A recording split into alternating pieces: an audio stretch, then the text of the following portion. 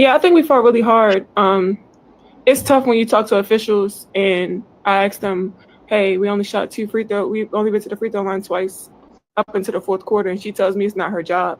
So I know it's frustrating because I know how hard we're battling inside. And I think that we came down and fought as hard as we could with what we had. And I just know we continue to grow in this. And I think it's the leaping step for us. And obviously, we know we can compete with the best, but that has to be fixed. And I don't give a damn if I get fined because that's cheap.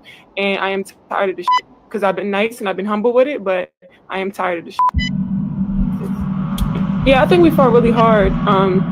It's tough when you talk to officials and I ask them, "Hey, we only shot two free throw. We only went to the free throw line twice up into the fourth quarter," and she tells me it's not her job.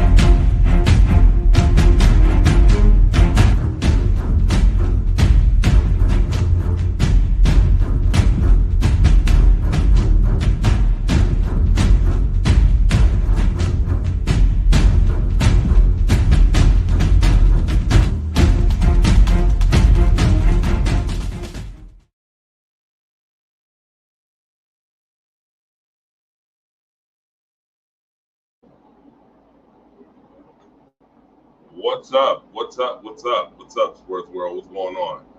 Monday Night Madness. Y'all know what it is, man. Tune in, tune in. Let's go. Get your mamas, aunties, uncles, sisters, brothers, nieces, nephews, cousins, the whole 9 yards. We outside of July 4th weekend.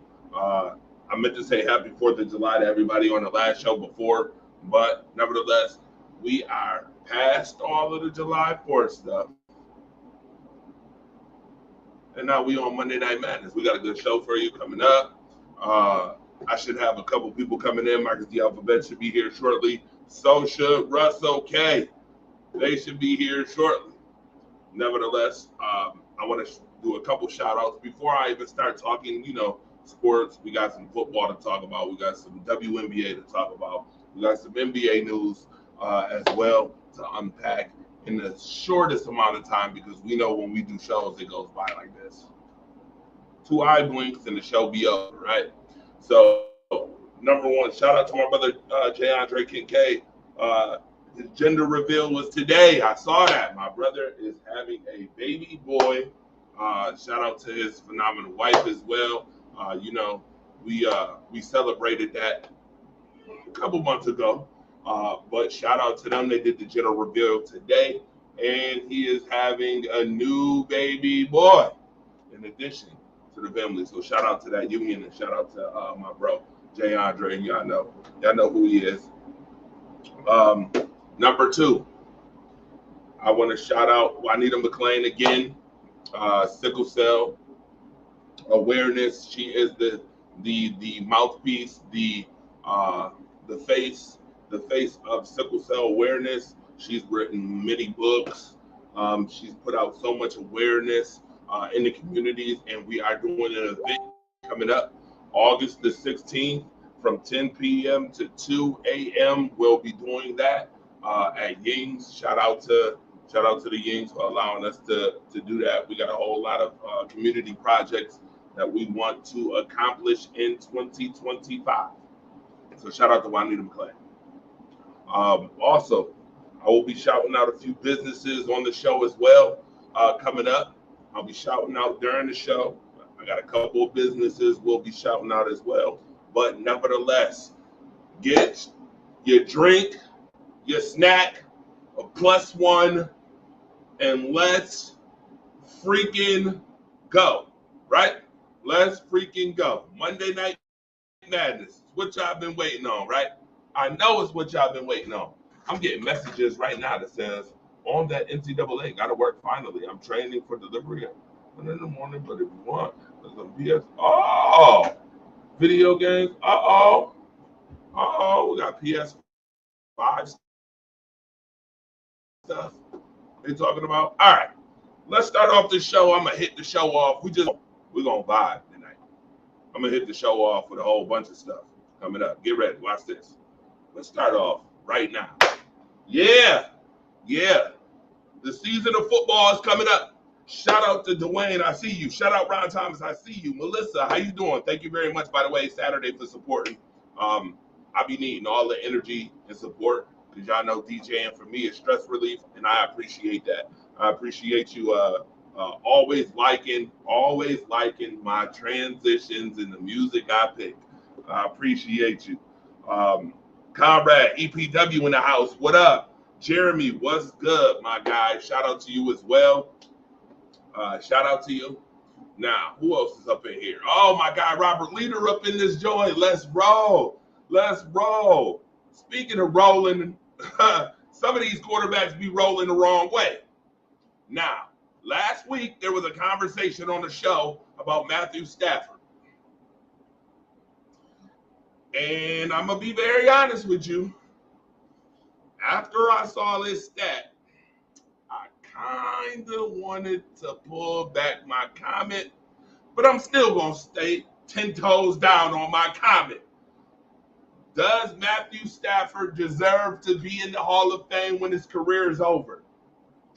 For all intent and purposes, I think just off of mental health and pain of being a Detroit Lion alone, Matthew Stafford, what he did in Detroit, putting up all those numbers for an organization that didn't even care about winning football games, organization that just spoiled Megatron's entire career by not putting together good football teams. Man, the answer is yes, he deserves to be in the Hall of Fame. And yeah, he's got 30. He's got 30 of those pick sixes, by the way. 30 of them things. If you want some turnovers, if you want to go to the bakery, just go find Matthew Stafford. Go find Matthew Stafford, and I'm sure he can get you some of them pastries, get you some of them turnovers, even when they sold out. 30 of them things. Damn, that's a lot. He got 11 more than the next person, who's Andy Dalton, Kirk Cousins, Joe Flacco, and Jameis Winston. Wow. Jameis Winston had 30 interceptions in a season. Wow. And Matthew Stafford's got 30 pick sixes. Now, for the audience that's out here right now, let's tune in. And I'm still sharing the show right now. For the audience that's out here, you can call me. I'm going to give you the call line right now. If you want to call, or you can put this in the comment section. I need you to rank quarterbacks on this list 1 to 5. Because there's 5 quarterbacks, I need you to rank them. Even though you see the most pick sixes thrown, I need you to rank these quarterbacks 1 to 5. All right? Give me some feedback, some insight. I want to see what y'all think. You have to understand what he was working with in Detroit. Dwayne, sir. Dwayne, what I just say? What I just say, my guy? What did I just say? What did I say? What did I say? I said what Matthew Stafford had to endure, the pain and mental health stresses that this man probably went through being in Detroit, for an organization that did not want to win football games, that did not put together a good team around him besides Calvin Johnson, and they squandered and spoiled his career.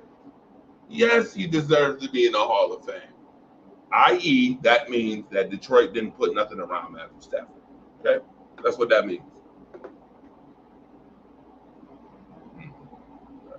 We know what Marcus Beck says. We know he should have his own game show. We know. He says there's excuses and there's reasons.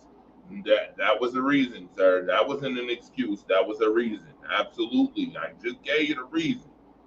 Now, Josh Bailey, what up, my guy? Shout out to you. I see you. Dalton Smith, what up? Jordan Love need to be up there too. Ron Thomas, I see you really trying to fire start this morning, this evening. I see you already trying to fire start this evening.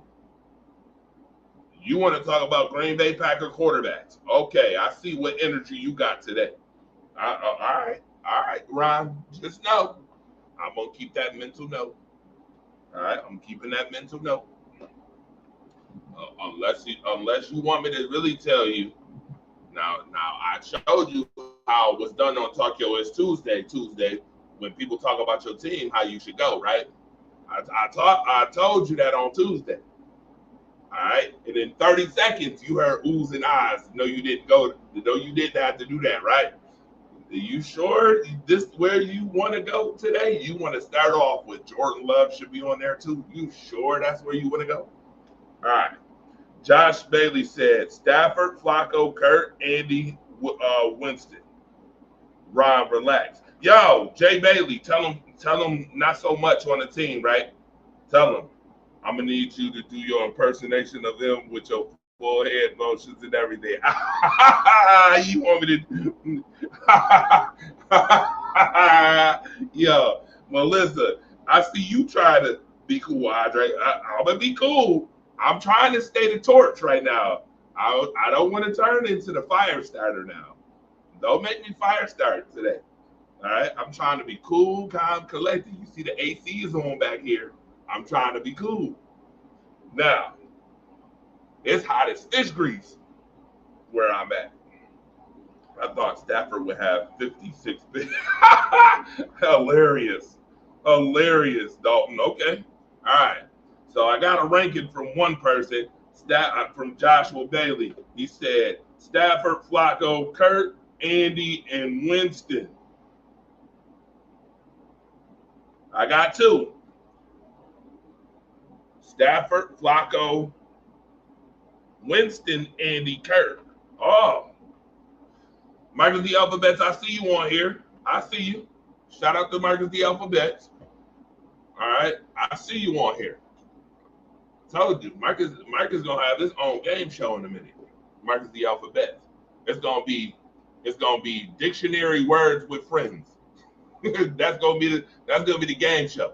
Now, with that being said, too, Melissa, don't be having me do impressions of Marcus the Alphabet. I'd rather just have him on here. You can hear him for yourself, and then you can hear him for yourself.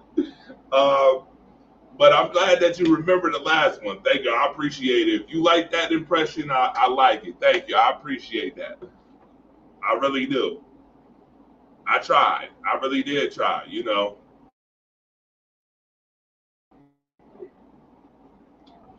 All right. Moving right along. Marcus the Alphabet. Marcus. Sir. We ain't even got into preseason yet. And already, we got news coming out of Dallas Cowboys camp over there in Jerry's World. Kayvon Turpin.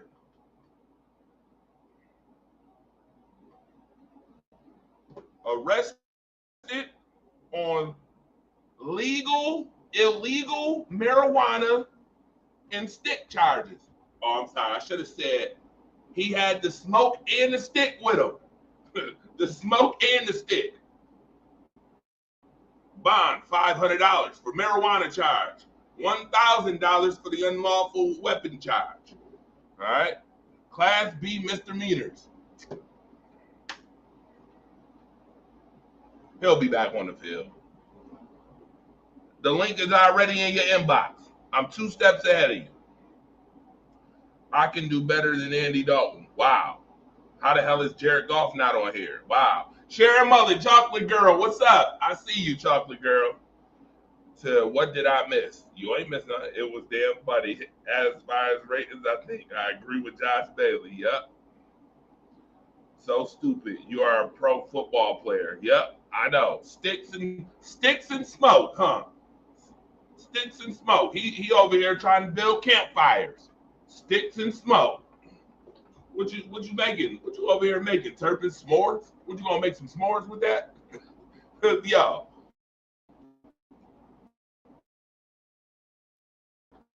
Can't stay out of the damn limelight. But speaking of somebody who is getting a lot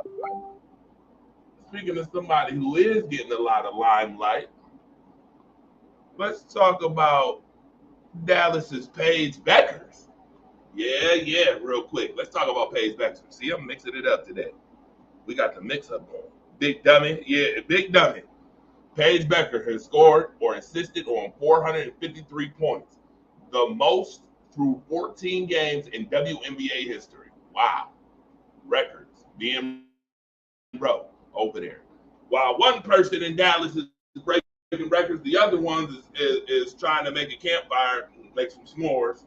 Sticks and smoke. That's his nickname for the rest of the season, too. Make sure y'all hashtag that. Hashtag that right now in the comment section. Sticks and smoke. Sticks and smoke. My man is making s'mores out here with sticks and smoke. Jay Andre, what up, my bro? I hope you just heard my shout out. I know you know that I know that you know that I know that you having a baby boy. I saw the gender reveal. Shout out to you. I shouted you out. The first thing on the show, my bro. All right, sticks and smoke.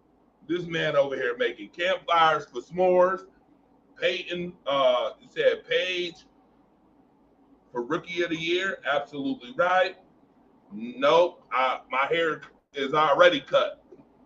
Shout out to Troy Hall. See, thank you, Dalton, for that. Shout out to Troy Hall.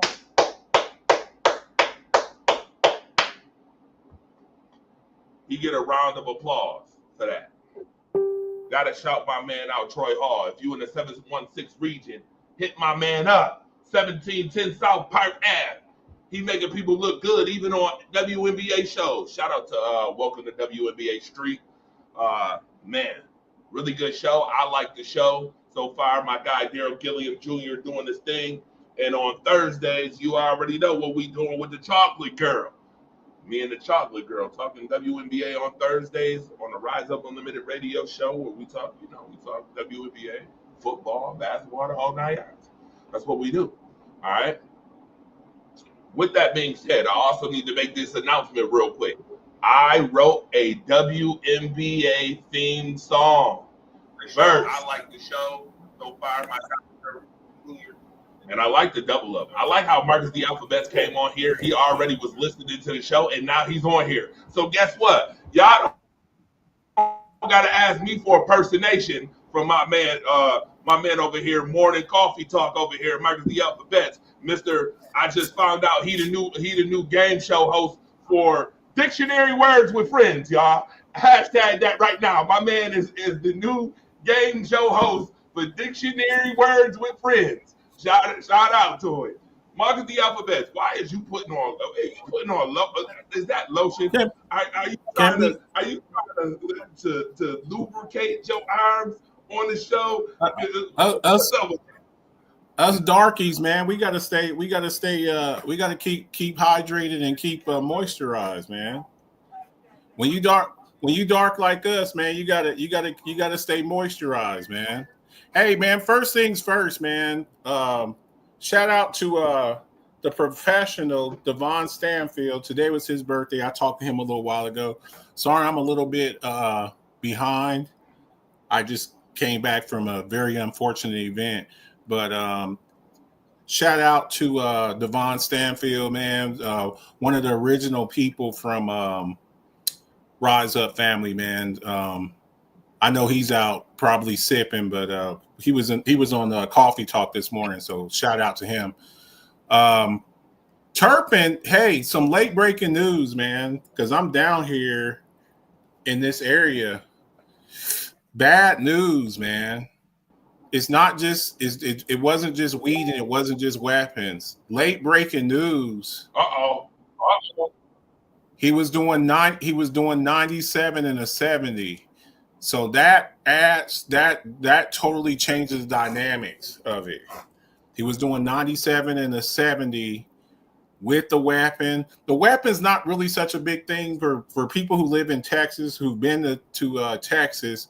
You don't even have to have a registration for a weapon. It's Texas is like the Wild Wild West. So that's not really what it is.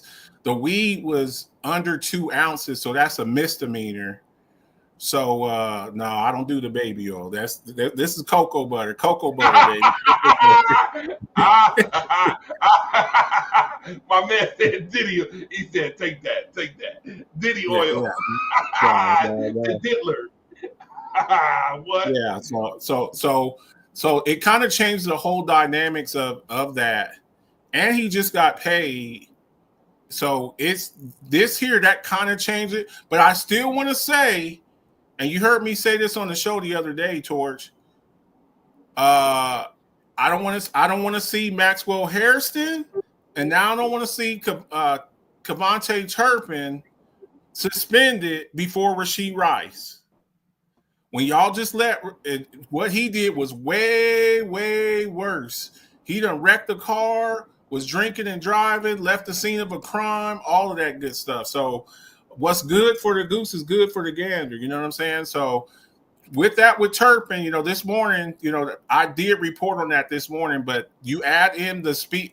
I think over 15 or 20 miles an hour is considered reckless driving.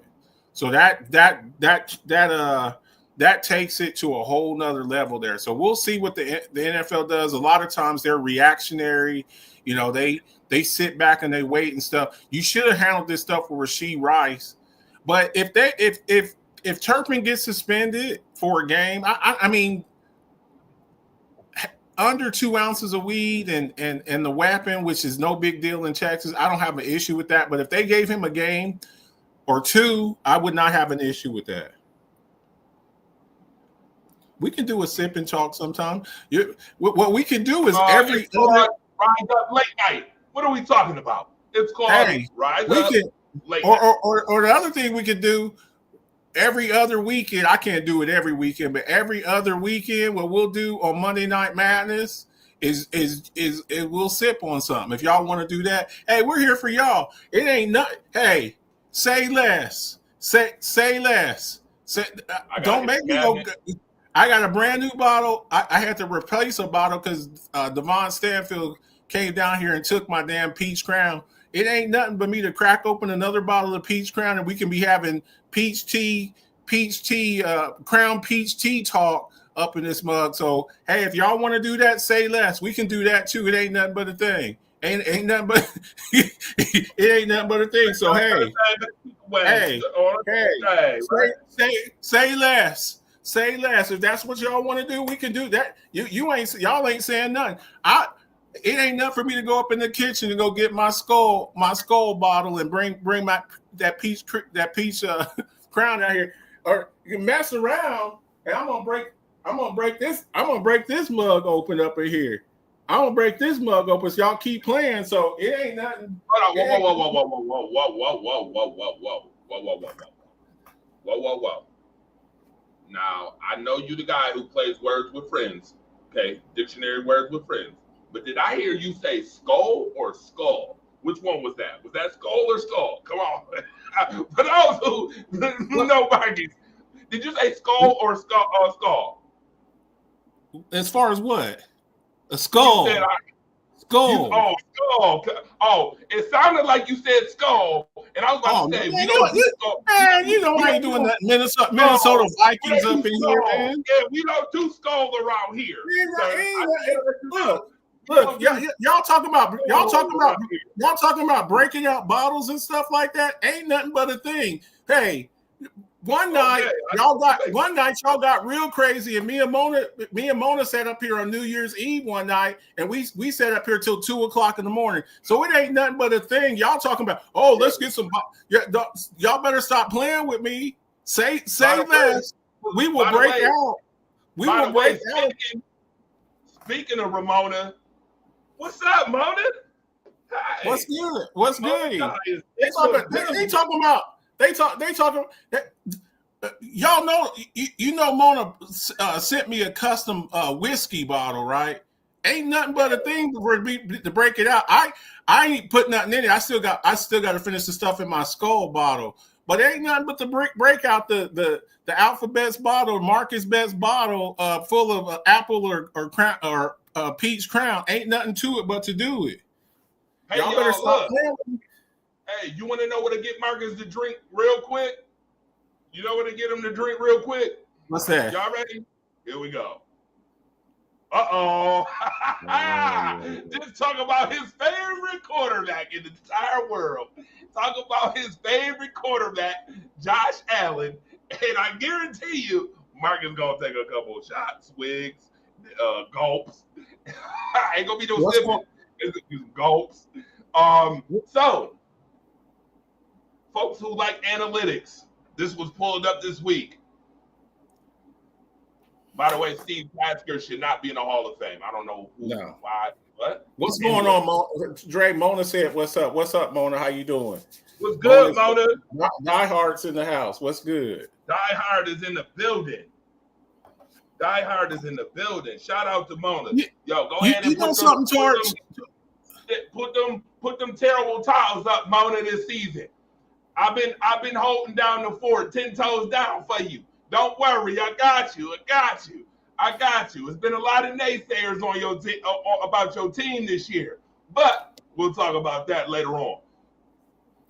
Josh Allen, most touchdowns per touch, no matter who the quarterback is. It could have been Peyton Manning, Aaron Rodgers, Patrick Mahomes, Steve Young, Tony Romo, Terry Bradshaw, or Lamar Jackson. My man is up there. And number 2 is Aaron Rodgers. Interesting. Your thoughts on this, Marcus, the Alphabet? And I expect to hear some disparaging remarks right now. I need to hear some disparaging remarks. You know what? It actually, somebody had put me in a Buffalo Bills chat room. I don't know who it was. I think it was like Ace back in the day. So I saw this earlier today, and I was in there going back and forth with Buffalo Bills fan. Here's my issue, man. I need Buffalo Bills fans to stop giving Josh Allen passes. Stop giving him he scores touchdowns. He scores touchdowns. Hey, you want to know something else too? Since y'all like putting up analytics and putting up all the numbers that favor him, Dre, just a little curiosity for you. Do you know what quarterback has had the most turnovers since 2018? Yeah. I'll give you 2 guesses. So you want to sit up there? You want to sit up there and celebrate all the good stuff he does, which again, I want to say this again.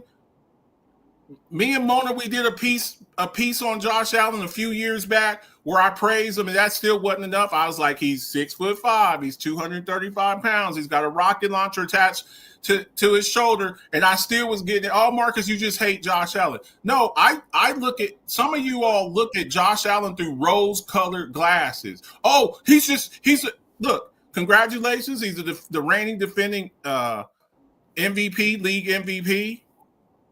But the bottom line is you're judged against your peers. That's great that you have all these touchdowns and stuff. You know who's got a bunch of rushing touchdowns and we don't look at him a certain way?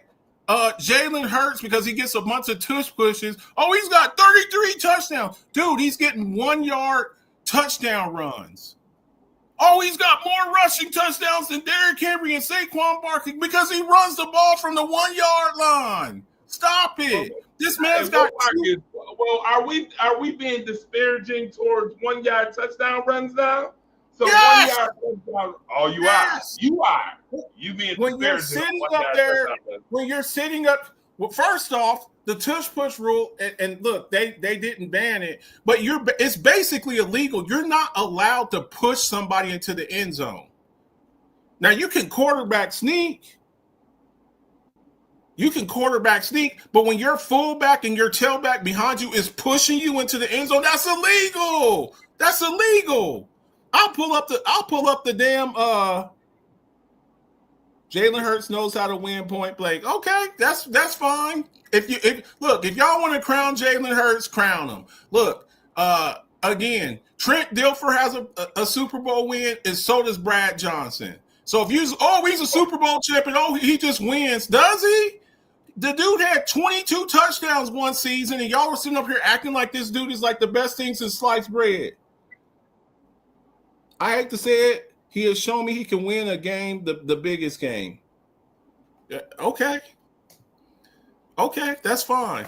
So I'm just saying, if you're going to take the good stuff, you're like, oh, he throws for the most touchdowns or whatever. You also have to throw in the most lost fumbles and the most interceptions. And I don't want to hear, well, he throws a bunch of touchdowns, so that's the risk reward. Hey, Torch, who's the quarterback? Torch, I got a question for you, Torch. Who's the former Green Bay Packer quarterback, multiple time MVP that had seasons with single digit turnovers in the season? What's his name? Plays for the Steelers. That guy who's gonna lead the Steelers to the playoffs this year. That's gonna win a playoff game for the Steelers this year. That would be yours truly, Aaron Rodgers. That would be yours truly, Aaron Rodgers. Go ahead, continue. I'm just saying we got to get out of this because a person throws a lot so he can be reckless with the ball. Oh, it's this give and take, man. No, man, I ain't trying to hear that. That's the same argument those Russell Westbrook people used to use when it's like, oh, he got a triple double. Yeah, he got a triple double because he shot like 50 shots and had like 12 turnovers in the game. Stop it, man. Y'all got to stop with that crap. That's the same thing y'all said about Russell Westbrook. Oh, he's got like 20 triple doubles this season. Yes, and he's got like 15 turnovers, and he shot the ball 35 times. Man, you got to stop with that. So, what's your thoughts on it, Torch? Man, shout out to everybody that's tuned in. I'm glad that somebody brought a sister, brother, cousin, niece, nephew, uncle to the party. I'm glad. Bring a drink and a snack when it comes to Monday Night Madness. That's my thought. Y'all starting some shit. I'm about to go get my bottle. Yep. I told you. You might as well go ahead and get that bottle. Go ahead and get the bottle. All right. Say less. Say less. Watch this. I'll be right back. Keep going. Tell me what you think about Josh Allen. I'll be right back. Y'all done messed around, man. I'm gonna be honest with you. Marcus the Alphabets did exactly what I said. I told you I expect some disparaging remarks. I expect that from Marcus the Alphabets when it comes to his favorite quarterback. I expect it. That's why I told you can get him to drink. You started talking about Josh Allen. I told y'all seen the remedy right there. There is the equation. Josh Allen plus Marcus Betts equals heavy drinking from the Alphabets guy. I'm telling you right now. All right. So we got that out of the way. Now y'all know. Josh Allen, Aaron Rodgers, Peyton Manning, Patrick Mahomes, Steve Young. 1, 2, 3, 4, 5. I'm not surprised. I actually like all those quarterbacks, every single one of them. So I'm happy with that.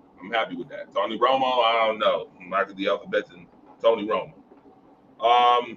Yes, I am. Oh, that's coming.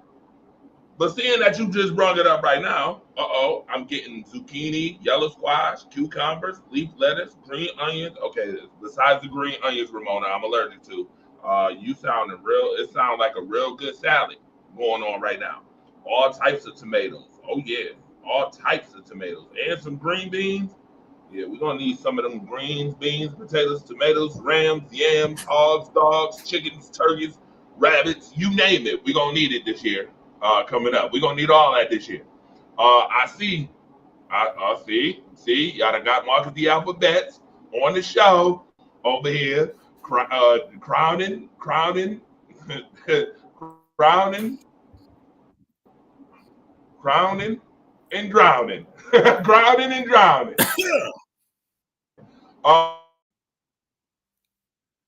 Um, let me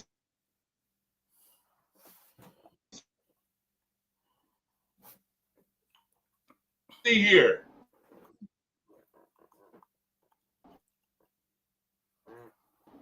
Sharon Mother, you wanted to talk about, sure, by the way, join the Rise Up Family Sports Network. And on top of that, make sure you head over to the Alphabets Football Talk Show page as well. And go ahead and like and click on that too. All right, get on that too. The tomato sandwiches sound good. Y'all gotta make that into a BLT. Y'all just talk about we need meat on my sandwich. We can't just be having tomatoes on Saturday. Y'all better get some bacon or make it into a BLT. Yeah, we can't just have just veggies on no sandwich now. All right, I'm a big back myself, so I know you can't have just no veggies on no sandwich. All right. Now, with that being said, Marcus the Alphabets, Sharon Mullen, everybody, here's the always controversial big mouth Asante Samuel. Y'all listen and y'all hear me clear. Listen, first, yes, I think Cris Carter, he was great during his time. He was a hell of a route runner. He ran some hell of a routes, and he had some of the best hands in football. That's what he was known for, route running and having really good hands, right? But he is really beside himself coming for Chad Johnson. He is really beside himself coming for Chad Johnson. And he was nothing more than a possession receiver. That's all Cris Carter was, a possession receiver. A receiver that catches the ball and is immediately tackled. That's what a possession receiver is. They have no yak. Cris Carter is overrated, to be honest. He is really talking about himself.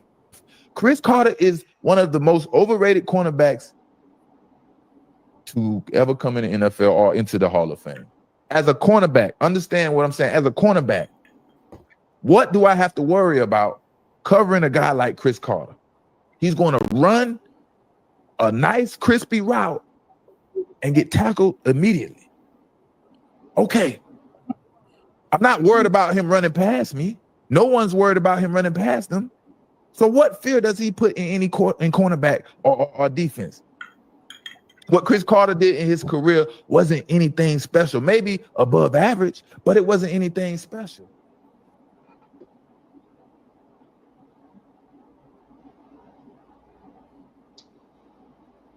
And there you have it. Marcus the Alphabet. The look on his face. I talked about this.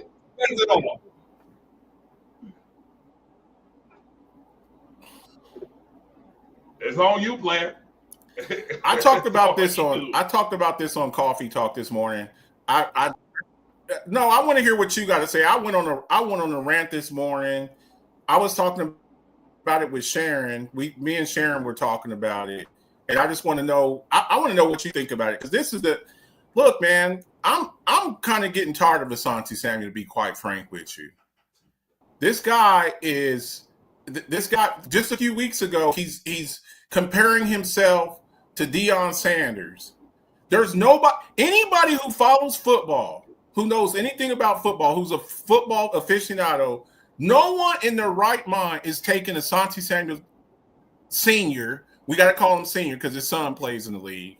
No one is taking Asante Samuel Sr. over Deion Sanders. And then to discredit Cris Carter is just is straight buffoonery goofiness. That's all that is.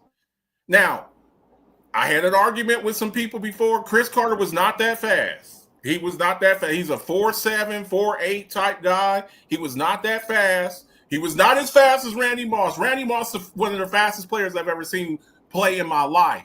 But that was not his strength. His strength was body control, toe drag swag, outstanding hands. You're talking about what can he do to you? Jump over you, catch it behind you, and the back shoulder fade that he had going on with Dante Culpepper back in the day, and just his body control, just being able to keep his feet inbound and make first downs. For Asante Samuel to discredit him, and I got a word for y'all that you talking about game show hosts, besmirch. That's the word we're going to use today, Torch, to besmirch Chris Carter, one of the greatest receivers that's ever played, is straight up clownish, buffoon, cartoon behavior. That's just plain and simple. Mm-hmm. All right. Toe drag swag. He invented that term. All these receivers you see doing that stuff now, catching the ball, keeping their foot, keeping both their feet in bounds, because it changes a lot. Because in college, you only have to get 1 foot inbound. In the pros, you got to get 2 feet in. So he's the one who kind of perfected that. And for Asante Samuel, and look, I get it. I don't want to diminish Asante Samuel either, but it seems to me like he's been, looking for a lot of beef out there to start some online beef and stuff, and it's really getting kind of annoying. I want to know your thoughts on it, Torch. Okay, first and foremost, right off the jump, let me shout out my guy, Marcus Herring, in the building. Shout out to you, Marcus Herring. The call line is open, by the way, for those who are watching the show. 716-481-8249 is the number you can call on the show of madness. You already know how we get our method of madness in on Monday nights. We bringing the madness right now. First of all, I got a word for everybody that everybody knows. And I just said it like twice. It's 7 letters. All right. It starts with an M, ends with an S. Madness. Put that on your Scrabble board. Okay? Put that on your Scrabble board. Because that's what the hell I'm hearing. Is a bunch of madness. By the way, Asante Samuel Sr., I know damn well, yes, I said it, D-A-M-N. I know damn well that you're not trying to come for a player that's better than you. First of all, how many people on this panel right now would agree that Chris Carter is a better wide receiver than Asante Samuel was a corner, first and foremost? That's going to bring me to all agree to that. But here's my thing there. Where do we look? Do we all agree, Jerry? So, see, sometimes certain debates we have to start with a baseline. Do we all agree that Jerry Rice is the greatest receiver ever? Do we agree that Jerry Rice is the greatest receiver ever? Absolutely. Okay. So when we start talking about that, Jerry Rice, T.O., Randy Moss, Calvin Johnson, Megatron, I think we got to put him somewhere up there. And after those type guys, maybe a Marvin Harrison. But after those guys, now top 5. Now Chris Carter top 5 for me. That's a little bit hard. That's a little bit hard for me. But when you say y'all act like top 5, like when you say somebody's top 10, like you're dissing them. Do you know how many wide receivers have played in the NFL? To say that he's a top 10 wide receiver in the 104-year history of the NFL, to say that, look, I've seen some pretty damn good wide receivers that were complete type guys. Let me tell y'all, Calvin Johnson, 6'5", 230 with 4.3 speed. The issue with Calvin Johnson was he had the same type of issues that Chris Carter had. He didn't have no quarterback. He played on the Lions. Chris Carter played for the Eagles at first, and he played with the Vikings, who never won nothing. Andre Johnson, somebody like that. I got another name for you. People, and me and Mona, we've talked about this on the show too. Somebody who needs to be in the Hall of Fame. You ready? Who ain't in the Hall of Fame? Hines Ward. Oh, okay. Hines Ward got like 12,000. He got like 12,000 yards. How was he not in the Hall of Fame? Marcus. Yeah. Let me finish my thought, sir. Okay, go ahead. I love what you're saying. But as far as Chris Carter and Asante Samuel is concerned, Chris Carter by far is the better. Well, I wouldn't say by far, but he is better at his position than Asante Samuel is. So this goes back to a certain segment I seen a while ago. And I don't really like this guy, but I will quote the Harlem rapper Cameron. Asante Samuel, you are the ketchup and mustard to a cheeseburger. You are the ketchup and mustard to a cheeseburger. You are the sauce. You are the pepperoni to a pizza. You are the French fries that go along with the burger that they selling in the value meal. Or you might even be the pop. You might even be that soda pop. You are not the main attraction, my guy. Nor have you ever been the main attraction at all. You've played on great teams, and have benefited from being on great teams. Chris Carter, Randy Moss were on really good teams, but look, they made Dante Culpepper. Let's be clear on that. They made Dante Culpepper. Your New England Patriots team made you look better than who you actually are. Willie McGinnis, Rodney Harrison, Teddy Bruschi, some of the guys that he played over there with, Vince Wilfork, really? And you're sitting over here talking about, I did this and I did that. It's like, bro, you got to stop, man. Like, and I don't like putting people's, career accomplishments down. But bro, you were aided, and then your coach is Belichick. Your quarterback is Brady. It's almost Torch. It's almost as bad as Shady McCoy saying that Ben Roethlisberger's not a good quarterback. Yeah, that was bad. I mean, again, really? First of all, let's be clear. When Tom Brady played for the Patriots, Tom Brady had top 5 defenses 85% of his career in New England, which means Asante Samuel, the time that you played in New England, sir, you had talent all around you, sir.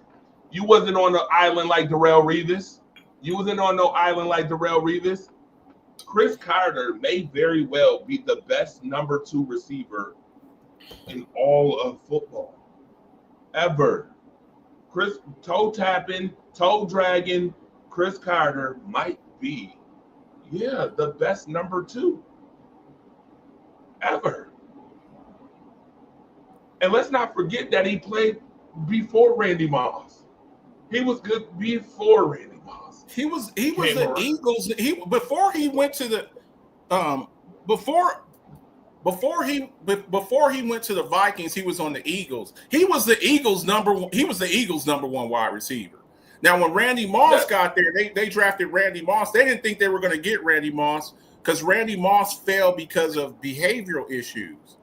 But yeah, I mean that's something fair to say. The best number 2 wide receiver of all time to go there, it's like, okay, you've got to double team Randy Moss. But just some of the stuff some of these former players are saying, Chris Carter's not that good. Ben Roethlisberger's wasn't a top quarterback. Shady McCoy, like, come on, bro. Asante Samuel saying he's better than Deion Sanders. I mean, it's just straight up. And this is what happens during this time of year for football, because we're in season. Who's calling? Now, just so you know, we got a caller on the line too. Who? Who's calling my phone? Who's calling that shit? Who's calling my phone? Who's calling that shit? Hello. What's up? What's up? Asante Samuel is the football of Charleston White. Oh my God. He will say anything to get people's attention to see what he say next. That's Charleston White. He say anything to get people's attention. I mean, that's good. Is that right? No, you not. You not. I mean, because Chris Carter, what did he just talk about? I'd rather have Chris Carter. Chris Carter has the best hands in the NFL. Yeah. When you need a first down, he will give it to you. When you need a touchdown, he will give it to you. Yeah. Yeah. Yeah. Ramona said that Samuels is more like the mushroom on a pizza. Take them or leave them. Hilarious. That's hilarious. So where do we rank Darrelle Revis? Where do we rank him? Now Revis. I got Darrelle Revis behind Deion Sanders. Oh, you got Darrelle Revis at number 2, Ron? Yep, because shutdown corner. He stayed on one side and he shut his man down. The same thing Deion Sanders did. Melissa said any more of these statements and he might need to be committed. Sharon said she loved that comment you said, Ron. Marcus, do you know anybody shade CC? I'm coming for them. You know if anybody shade Chris Carter. The real reason was a shutdown corner. He took away one side of the field. What are we talking about here? Hold on, Rod. Wait a minute. I gotta visit this comment section. Melissa, you sipping? Is you sipping something? I know Marcus over here sipping, but is you sipping something? It's the peach that's making you swallow like that. Melissa, we gonna need to keep the show. We keeping the show PG. She talk about the peach crown. We know what she's talking about, but the comment is still funny. It's still funny. The peach got him swallowing like that. Melissa, watch out now. Watch out. That liquid courage. Oh boy, here we go. Whoa there. Even Sharon said, whoa. Whoa there. Whoa there. I'm sipping too. Yeah, y'all all sipping in here. Melissa dying laughing. Let me find out, Melissa, you over here talking about peaches and stuff on the show. Let me find out. Now, Marcus, your thoughts on it real quick. On Revis, where do we have Revis at? Look, absolutely. I got Revis. If somebody were to say top 5 with Revis, there are a couple of cornerbacks that I like a little bit better than Revis, but we have to. But during his time, that Revis Island time, those years with the Patriots and with the Jets, there's not too much more dominance than that. Now, me personally, this is my personal thing because I watch these guys play. No one will ever be above Deion Sanders to me as far as cornerbacks. But after that, I got a name for y'all. And me and Mona, we did a piece on this here before too. For me, the number 2 corner all time. Y'all ready? Yep. Rod Woodson, Steelers. Darrell Green, Champ Bailey, Charles Woodson. Whoa.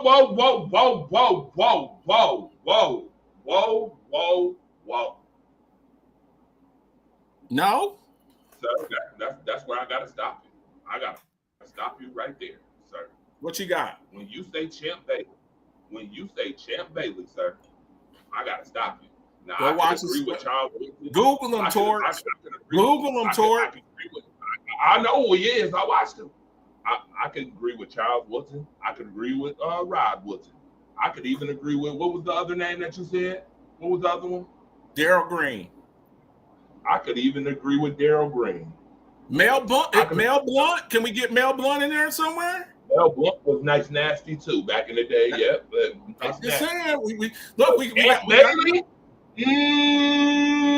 Now that's where we gonna start debating, sir. Darrelle Revis was the original Sauce of the Jets. Sauce Gardner wasn't the original Sauce.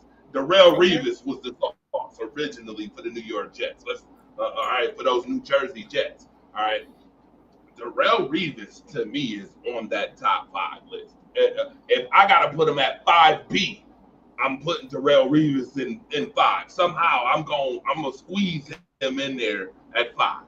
He's got to be squeezed in there. The jobs that I've watched him do on the receivers, he played receivers at the most elite levels. We're talking about the Megatrons. We're talking about the TOs. We're talking about the Randy Mosses of the world. We're talking about the Marvin Harrisons of the world. We're talking about Reggie White. We're talking about those receivers. I have what Larry Fitzgerald to the world. We're talking about some of the best receivers we've watched Darrelle Revis put on. Ocho Cinco, Megatron, yeah. Cleo. I mean, this guy he had one stretch there where he faced all them guys, and I mean he put clamps on them, man. He put cuffs on them. So Melissa.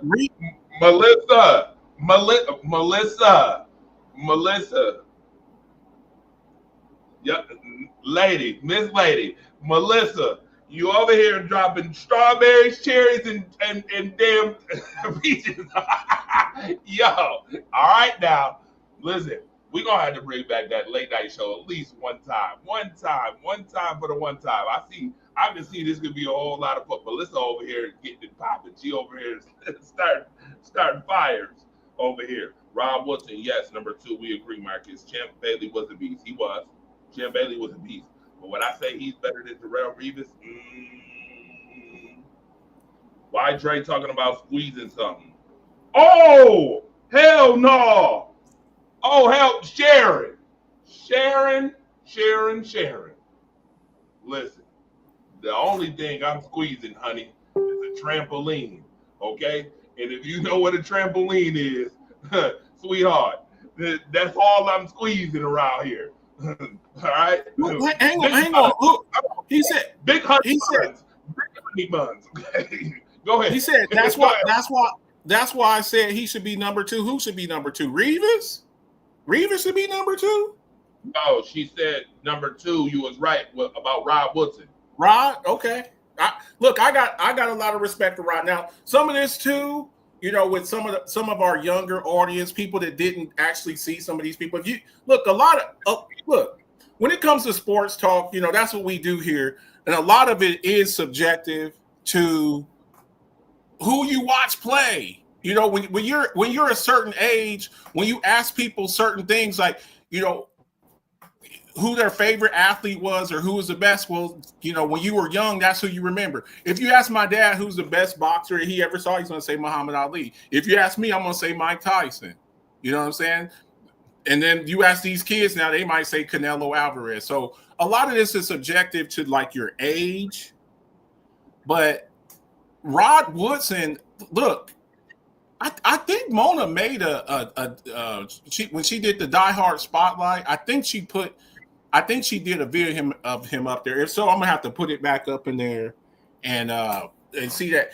There's a lot of people out there, Torch, they just don't know about Rod Woodson. Rod Woodson when they used to have the fastest man contest, a lot of times it was like Rod Woodson versus Darrell Green or Rod Woodson versus Herschel Walker. When you're talking about, you know, late 70s, early 80s, that's what we're talking about there. So Revis should be number 2. I don't know if I can put Revis at 2. He's good though. I mean, I don't want to take nothing away from him. For me, I personally cannot put Revis at 2. I personally can't put Revis at 2, but he was an outstanding when you talk. See, for me, my criteria for a great cornerback is a man up press, you know, bump and run corner, follow a guy, shadow a guy all over the field. A lot of Asante Samuel, and that's the other reason why I have a problem with Asante Samuel bumping his gums, is because he didn't travel. He didn't travel. He sat there in a he sat up there in a zone. So and Sherman too. Richard Sherman did a lot, and then you got 2 All-Pro safeties behind you. So I can't give you that type of consideration as compared to a Dion, a Revis, a Daryl Green type corner that followed you all over the place. Marcus Herring says Dion. Charles Woodson. Marcus Herring said Dion. Go ahead, Torch. Go ahead, Torch. No, you can read it. Read it, because I'm putting up the next slide. Marcus Herring, great name, by the way. Dion, Charles Woodson, Rod Woodson, Champ. Y'all better look at Champ Bailey. Some of y'all be sleeping on Champ Bailey. Champ Bailey, Daryl Green, Mel Blount, Aeneas Williams. Y'all remember Aeneas Williams with the Cardinals? The Cardinal. He was nice, and then he got 1, 2, 3. Yeah, Marcus, are those in order, or are those just? Is this in a particular order? Or those just the names that you like? Rod Woodson never won. No, he didn't.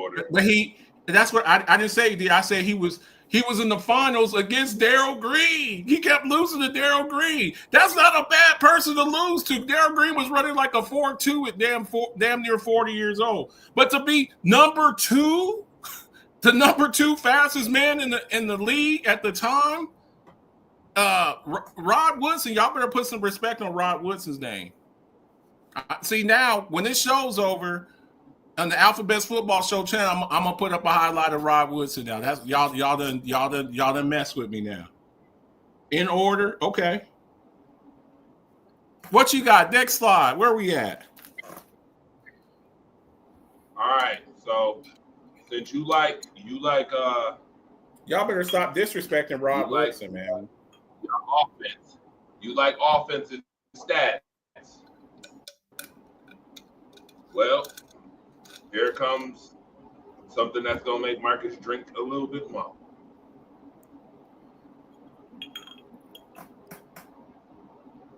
Man, y'all got to stop, man.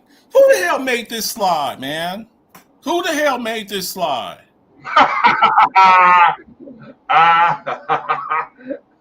Go ahead. Go ahead. Go ahead. Man, this is some goofy. This is some straight up goofball stuff here, man. Straight up goofball stuff. Any list that doesn't start off with Andy Reid as a play caller, the stuff that look, Andy Reid last year without Rashee Rice, with a hurt Hollywood Brown and no Pacheco last year, and they were still going up and down the field. Andy Reid, in my opinion, is one of the best play callers, and he's probably the best. Now, I think I got a name for y'all. Is he on there? No, he's not. Ben Johnson, man. Ben Johnson. Now we're gonna see, because now he's the head coach of the Bears now. But the way he was calling plays last year with the Lions, man, was like off the charts, man. Joe Brady at 10 is absolutely ridiculous. Renfro, he's up there, but Renfro was nice. He was real nice. I'm talking about we're really more in the top 5.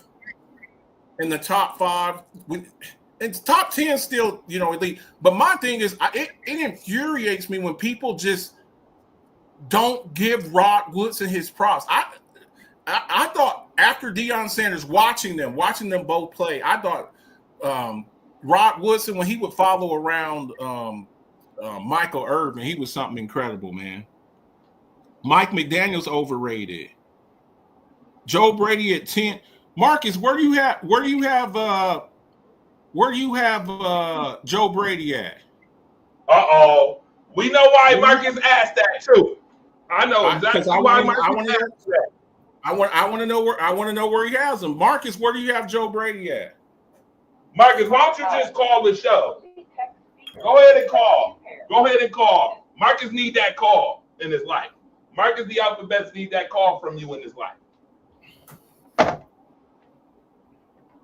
Go ahead and call so he can hear you firsthand. I want to know, where do we have Joe Brady at as far as play calling? You got Rod Woodson at 2. Okay. Mike McDaniel. Look, here's the thing with Mike McDaniel. As long as it's 85 degrees, out, he's incredible. Once the weather drops below about like 70 degrees, Mike McDaniels, he can't function, man. He's a hell of a play caller, but once the weather gets cold outside, he's worthless, man. Shanahan, we talk about overrated as far as Mike McDaniel. To me, the person who's overrated is Shanahan. Y'all can just go ahead and take Shanahan off that list at the top. He can still be in the top 10, but he ain't the best play caller in the league. Marcus Harris said he'll be home in 10 minutes, which means you getting a phone call, Marcus the Alphabet. Okay, that's fine with me. So now I'm going to fire start, and I'm going to start with you too. How about this? I agree with the Andy Reid at number 1. Anything else outside of number 1? Kyle, I'm sorry. Hold on. Watch this. For all intent and purposes, folks, I'm going to put a new measuring stick up. It's time to put a thought into this. Don't you say Matt LaFleur too. Don't you do it. Hold on. Watch this now. How great was Kyle Shanahan last year with no real talent? How great of a play caller was he? They came in last place in the NFC West. Okay. So I'm glad you answered that question. Would you say that Kyle Shanahan is a great play caller when he has great talent around? I would. Sometimes. I would. Let's not forget, George. I'm glad you said that. Hold on. I'm glad you said that. Sometimes. Because sometimes he was doing some real stupid stuff. Okay, so I'm glad that you added that in the mix. Let's go to Sean McVay. Sean McVay. How good is Sean McVay of a offensive play caller? Whether he has okay. Would you say Sean McVay? Would you say, watch this now? I just gave you a measuring stick now. Would you say Sean McVay is a better offensive play caller with less than Kyle Shanahan? Okay. Yes.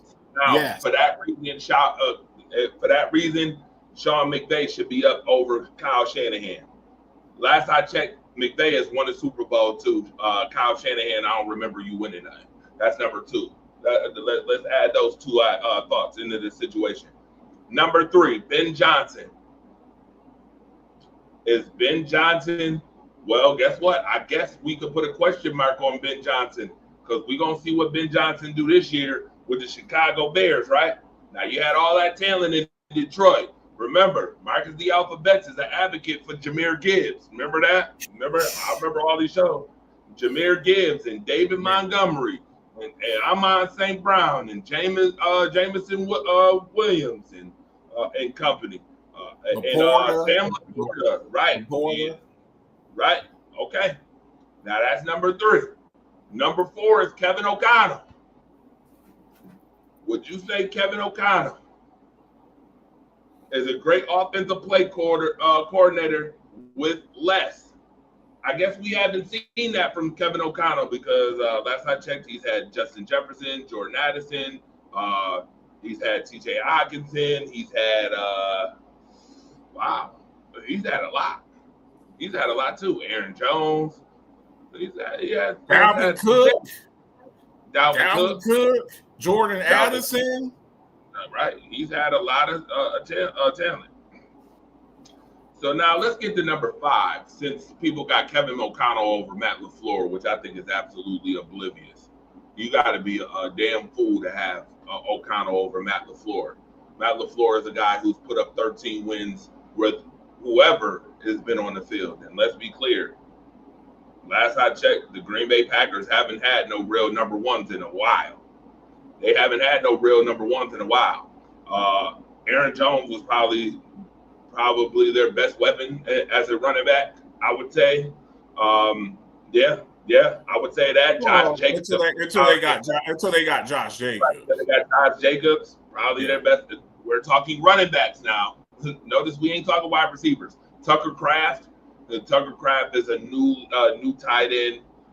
Musgrave is a new tight end. Luke Musgrave is a new tight end. You ain't putting them on nobody's. They ain't on nobody's scouting report. So no love for Reed, no love for Dobbs, no love for Christian they get Watson. love, but they're not. Would you say Reed or any of them is a Justin Jefferson or Jordan? No, you wouldn't say that. No. Okay. So with that being said, Matt LaFleur to me has done more with less. I'm putting Matt LaFleur over Kevin O'Connell. I don't know why they put Kevin O'Connell over him anyway. They're damn fools. Kevin O'Connell finally had a 14-win season, and now all of a sudden we putting him over Matt LaFleur, who had 3 straight 13-win seasons with who? Again, and made the playoffs this year and made it as far as they did. So, again, Andy Reid should be number 1. Sean Payton. What he did with a rookie Bo Nix, Cam Sutton, and not really having a whole bunch of weapons. I mean, to get Bo Nix.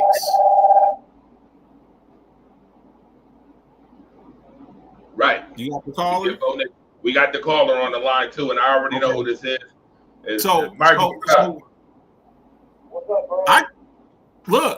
I think another name that we need to put in here and maybe take somebody off of this list, because I'm looking on here, I don't see him now. Is this head coaches? Is this just purely head coaches? No, this is offensive play callers. Okay, I got a name that I want to put in this top 10 that needs to jump up into the top 10. You ready? Go ahead. Cliff Kingsbury. Now, I always say when we're doing these lists like this, if you're gonna put somebody on, you gotta take somebody off. So, do we agree that Cliff? Okay, so we're doing the top 10 here. If we're putting Cliff Kingsbury into this mix, who are we taking off? Because it's only 10 spots. We talking 11 people. Who we taking off? Out the top 10. Thank you. Marcus, high five through the phone.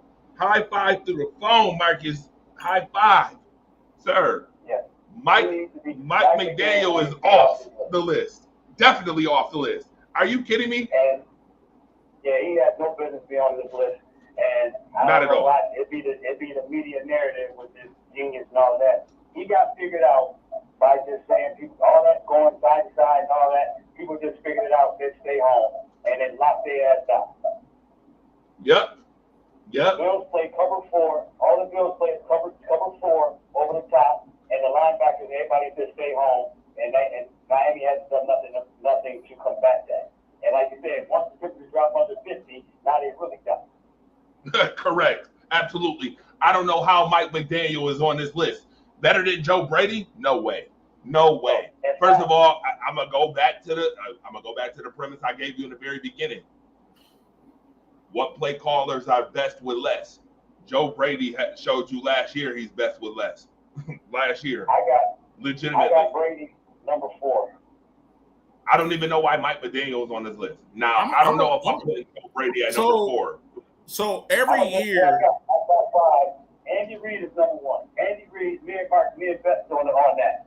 If anybody say Andy Reid ain't number 1, I might not even have a conversation with him. Oh, I already know Andy Reid number 1. I already told you that. You can take the Chiefs all you want, but Andy Reid seems to be a half a step ahead of just about everybody. But I got to go Andy Reid first. McVay, I got number 2. Sean Payton, I got number 3. Thank you. I'm glad that you agree with me on McVay. Thank you. Yeah. And Joe Brady, I got at number 4. And I got him over number 4. And the reason I got him over number 4 because if you go back to Joe Brady, went from having Stephon and all those receivers to not having. Remember, everybody thought the Bills were going to be absolute ass, and they still went up averaging 30 points a game because he was able to evolve the offense to the specific trait of his players. That's what makes an offensive player, offensive play caller, offensive coordinator better, because he's going to make his players better by putting them in position to be successful. Now here's where we part way. Here's where we part ways right here. Here's where we part. Here, I agree with you all the way up into there. I don't think that Joe Brady is a better play caller than Cliff Kingsbury. When you add in the circumstances, rookie quarterback. Also, you're looking at in a tougher division. Look, the Washington Commanders, they got Scary Terry. You got Austin Eckler, who's washed. You got the running back Brian Robinson. He's dog trash. So when you look at that, and then you're taking a rookie quarterback for the Washington Commanders. You talked about there were no expectations for the Bills. I mean, you know who else there was no expectations for? The Broncos and the Washington Commanders, and the Washington Commanders are in the NFC Championship. Now, I will say this, and I'm going to call my shot before the season starts. Ready? If they have the same type of seasons that they had last year, hang on. No, this is a compliment. If they have the same type of seasons that they did last year, Josh Allen in the MVP conversation, well, this year, Jaden Daniels will be, he's not going to be rookie of the year. He would be in the MVP conversation too.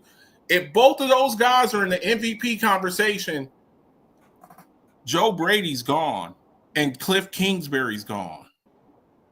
Every year there's two wonder kids that are the it guys of the offseason. This year was Ben Johnson and Aaron Glenn. If they have the type of seasons that they had last year, Cliff Kingsbury and Joe Brady will be the two it boys next year. What do y'all think of that?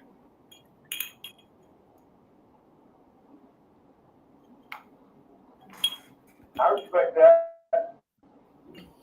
So don't get too comfortable. He's going to get another chance because he was doing it before he got bounced out. Kingsbury's going to get another shot. Yeah. Regardless, I think anyway. They absolutely want Brady. That's the thing about it. Brady done did more with less. Yeah. And that's the thing about it. When you start having, to me, that's the kicker. Is more reputation, because once Chris McCaffrey went down, San Francisco's at the bottom of the food chain. Sir, you are speaking exactly to what I said in the very beginning. I don't know if you was listening to the show. I said that very exact same thing. I said, what was I was at football practice. I just get home from football practice. What was Shanahan without all that talent? What was Shanahan without all the talent? That's what I wanted to know. What was Shanahan without all the talent? And they got him over Sean McVay. No way. No way. That's my standard. What you do with less. Hold on. Hold on, Melissa, you wanted it. You got it. You got it, Melissa. You wanted the impression, and now you got it. Who you play with matters. Who you play with matters. Okay? Don't be sitting here telling me about who you play with doesn't matter when Trent Dilfer won a Super Bowl. Because who you play with matters. Brad Johnson won a Super Bowl because who you play with matters. It's the truth, though. It's the truth, though. Who you play with matters, okay? That is Rex Grossman went to the Super Bowl. Rex Grossman went to the Super Bowl, man. Unreal. So I'm just saying, man, when you're surrounded by Brock Purdy went to the Super Bowl. Oh, Marcus, he's great. Is he? Or is it the fact that he played with the Monstars? Did he play with the Monstars? Huh? Well, you got Ayuk, you got Debo at the time, Christian McCaffrey, Kittle. Come on, man. All-pro offensive line. Come on, man. Y'all stop it now. I'm not taking nothing away from your skills. I'm just saying, though, man, you got to take stuff like that into consideration. Your supporting cast. Look, let me ask y'all this. Look, let's have a real conversation here. Let's keep it a buck. What happens if you put Josh Allen on the Philadelphia Eagles? Oh, we ain't having that conversation. You see what I'm saying? Nah, nobody wants that. Yeah, they don't want that. That's what I'm saying, though. But because you can't tell Eagles fans. Listen, you can't tell Eagles fans that Jalen Hurts ain't no bad mamma jamma. You talk to any man, they need to give Jalen Hurts his respect, man. They don't give him no respect. He won a Super Bowl. And again, you look really good when you're surrounded by the Monstars. You got you got to say it the right way. Say that. They don't give us our respect. They don't give us our respect. They're always taking our respect from us. They don't give us no respect. We deserve our respect. It's like, come on, man. Look at who you play with, dude. You got Saquon Barkley. You got A.J. Brown, Devontae Smith, Dallas Goedert, maybe the best offensive line, and maybe the best defense in the league. Come on now, we got to have y'all got to stop with some of this stuff y'all be doing, man. Seriously. By the way, yeah, just like I said, we having a real conversation, and I'm saying this, I'm not saying this as a Bills fan, but let's keep it honest. Josh Allen might be the most talented mug at that position. Otherwise, I'm just not even really debatable with that. You trying to get Marcus to drink? You trying to have Marcus drink right now? Listen, one of the first topics of the show, go back and watch it, was Josh Allen's touchdown per touch, and I said I expect some disparaging remarks. You cannot just celebrate the good stuff. You have to also take the bad stuff too. And he's got this most amounts of touchdowns. It's like, okay, and he also has the most turnover since 2018. You have to take that. You have to take that too. You can't just. No, that's without question. But as of last year, now we'll see what happens this year. But because when Joe Brady came, and that matters as well for our coaches, because we go back, you brought up like with Tom Brady, Belichick, and all of that. When the philosophy changed from the coaching that the Bills had, Josh Allen put up better numbers than all of them do, and the key with turnovers, they led the league. I think they got their record as far as in history as far as turnovers. As long as he ain't giving the ball to the other team, I got another call. He's still MVP when he's even turn the ball over because he scored so much. Now that he's not giving the ball up, he's even better. By the way, I miss your ass to death. By the way, I got another caller on the line. What we got? I've been holding it down for you. Go ahead, caller, and tell them. I was getting out of the shower and I was listening to the show, and I don't have a problem with saying that Josh Allen is in the top 5 as far as quarterbacks. But I do think that he actually cost them some games. I do not think that he is nowhere near the best quarterback in the NFL. Who is it, Dre? Patrick Mahomes. The absolute most talented quarterback that I've ever seen make play calls. I listen. Yes, his offensive line damn sure did protect him against the number 1 defense in the league in the Super Bowl. But that defense was doing that to every team they played.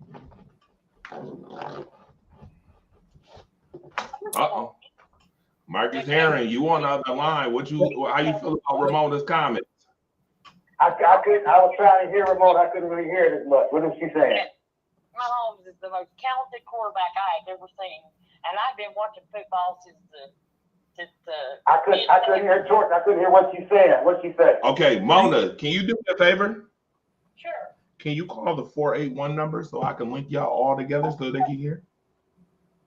Put it in the chat. Okay, I'll put it in the chat right now. All right. Gotcha. All right. So we go.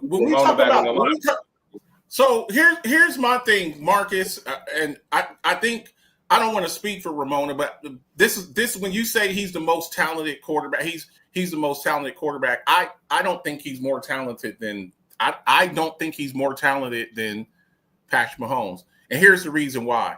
I thought last year was the worst, and I don't know if y'all will agree with this. I thought last year's Chiefs team was the worst team that they've had since Patrick Mahomes has been there. Is that fair? Oh yeah, that was by far the least. I don't say worse. Maybe I say they're not as formidable as they have always been. Well, you have to you when we're talking about weapons, we're not talking about Tyreek Hill. We're not talking about some of the guys that they Pacheco was hurt. I don't think Pacheco gets enough. We all know that Kelce has kind of. Can we agree that Kelce has declined? Travis Kelce has declined. Actually, the other tight end should play more because he's a lot better than Kelce. So you take any other quarterback and you take away their running back one, their wide receiver one, their wide receiver two, and their best weapon, who's been their best weapon, Kelce, has declined, and their offensive line has also declined, and you still win 14. You still win 14 games. How can you not say? Oh, and here's the other thing too, Marcus. They play in a tougher division too. Three teams from the AFC West went to the playoffs. So you got not only fighting through your own division. Let's keep it a buck. Let's keep it a buck now. The AFC East ain't that good of a division. If we're gonna have real conversation, you pretty much get a cakewalk to the playoffs. You're 5-1, 4-2, or 6-0 in the division, and you got to win like maybe 5 or 6 games. You're not having to face the Chargers twice. You're not having to face the Broncos twice. You get to play the crappy Tua, who's one more concussion away from Samoan heaven, rookie Drake May or Mac Jones or Zach Wilson and 50-year-old Aaron Rodgers to get to the playoffs. So when you have to fight so here's the comparison, Mark. Let me say this last thing, and then I'll let you respond. You winning the AFC East is like the ACC team going undefeated and wanting more respect than a 2-loss SEC team. Disrespectful. That's just real. That's real. Florida State Seminoles like that, or sneakingly disrespecting my Seminoles like that. Sir, you know what? That's why they didn't get in the playoffs that year. That's why they didn't get in the playoffs that year. That's why they didn't get in the playoffs that year. And you know what, Marcus, the alphabets? That's why the fire started. Everybody goes, see, I would be in the torch. I'm just saying, at least one who has a tougher? Yes, Ramona, we got you. Okay. Who am I talking to? So Marcus Herring is on the line with you. Mona, did you hear what I said when you were off? Did you hear what I was saying? I didn't, because I can't call and listen to it at the same time on my phone. Okay. I heard you, Beth, and I have a response for you. Okay, go ahead. Well, I would like to find a response, because I can tell you it's way past my bedtime. So Okay. I'm going to make a response. Go ahead, That Josh Allen was the most talented quarterback in the league. And I'm going to tell you something. That is absolutely untrue. The most talented quarterback in the league, it took me a couple of years to even admit this, is Patrick Mahomes. I couldn't stand him. I just couldn't stand him. But look, I've been watching football since 74. Granted, I wasn't very old, but I've been watching it since 74 until now. And I have never seen a quarterback make the right decisions at the right perfect time. Like I have seen Patrick Mahomes. But he is a 3-time Super Bowl MVP and a 2-time NFL League MVP. I do not understand how anybody, look, the Eagles defense made the Kansas City Chiefs look secondary. But they did that to every team they played last year. It wasn't just the Kansas City Chiefs. And let's look at the plug-and-play players that the Kansas City Chiefs had to play with wide receiver-wise because of injuries and, motor vehicle accidents and running from the wall. They got Kareem Hunt off the streets. They got Kareem Hunt off the streets. With this team, which is one of the worst Kansas City Chiefs teams I've ever seen my home play for. And to say that Josh Allen is a more talented, no, he's not.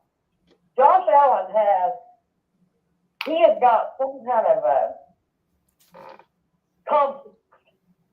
And when he screws up and he does something wrong in the game and they end up losing, he goes home and he beats himself up so bad it's unreal. And you can see I got the term for that, Mona. You ready? My thing, I think he's actually playing better now.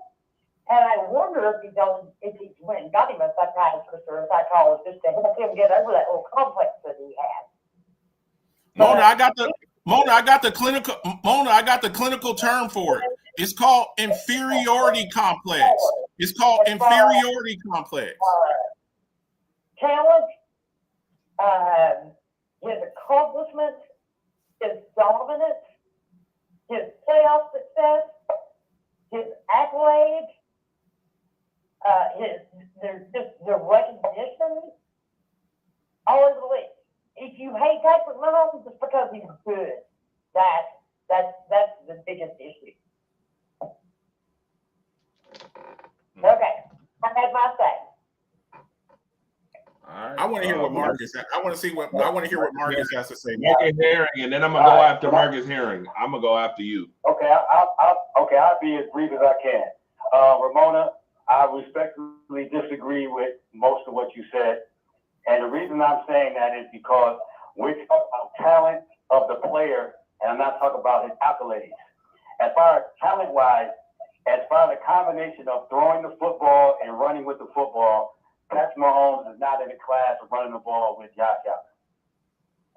Now, as far as with Beth, what you were saying, when the New England Patriots was running through the AFC East and the 3 other teams were just as fast as they are as now, that wasn't an issue as far as who they were going against.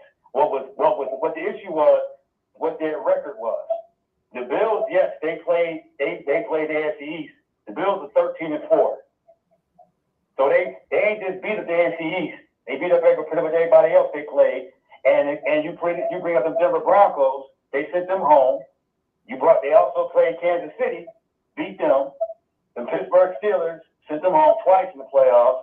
The Baltimore Ravens sent them home twice in the playoffs. So yes, they do play in a league in a division not as strong, but they have shown up against the best teams in the league as well.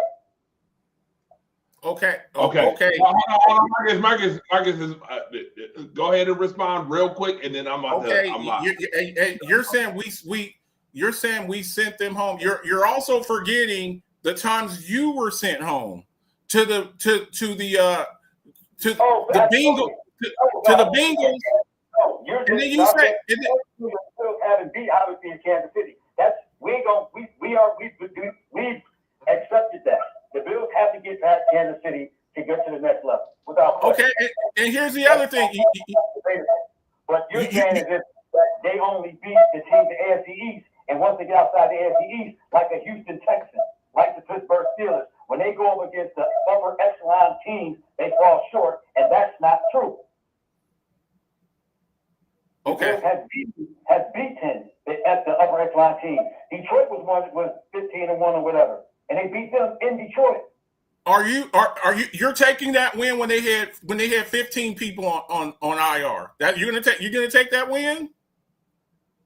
That's the hill that you want to die on. The Detroit Lions that had 15 or 16 people. See, you want to sit up there and celebrate. See, here's the thing. When you lost to the Ravens, hang on. Let me respond. When you lost to the Ravens and Derrick Henry ran up and down the field, it was, we didn't have these players. We didn't have these players. That's not right. We didn't have our players. When Derrick Henry had nearly 200 yards rushing, we don't want to remember that. But then whenever you're going to take the Detroit Lions win. Derrick Henry got sent home in the playoffs. Okay. All right. So do I get my turn to see? The torch definitely just turned into the fire starter. First and foremost, let's be clear on something. Let me start here. I agree with what both of you guys are saying as far as, you got to remember the good with the bad with the Bills. I agree with that because the Bills also got beat by the Rams last year. We ain't going to forget about that. Okay. The Rams last year. We ain't gonna forget about that. So I mean, they win some of the upper echelon games, but they also lose some of them too. We're not gonna forget that they lost to Philly the year before. We're not gonna do that either. We're not gonna forget about that. All right.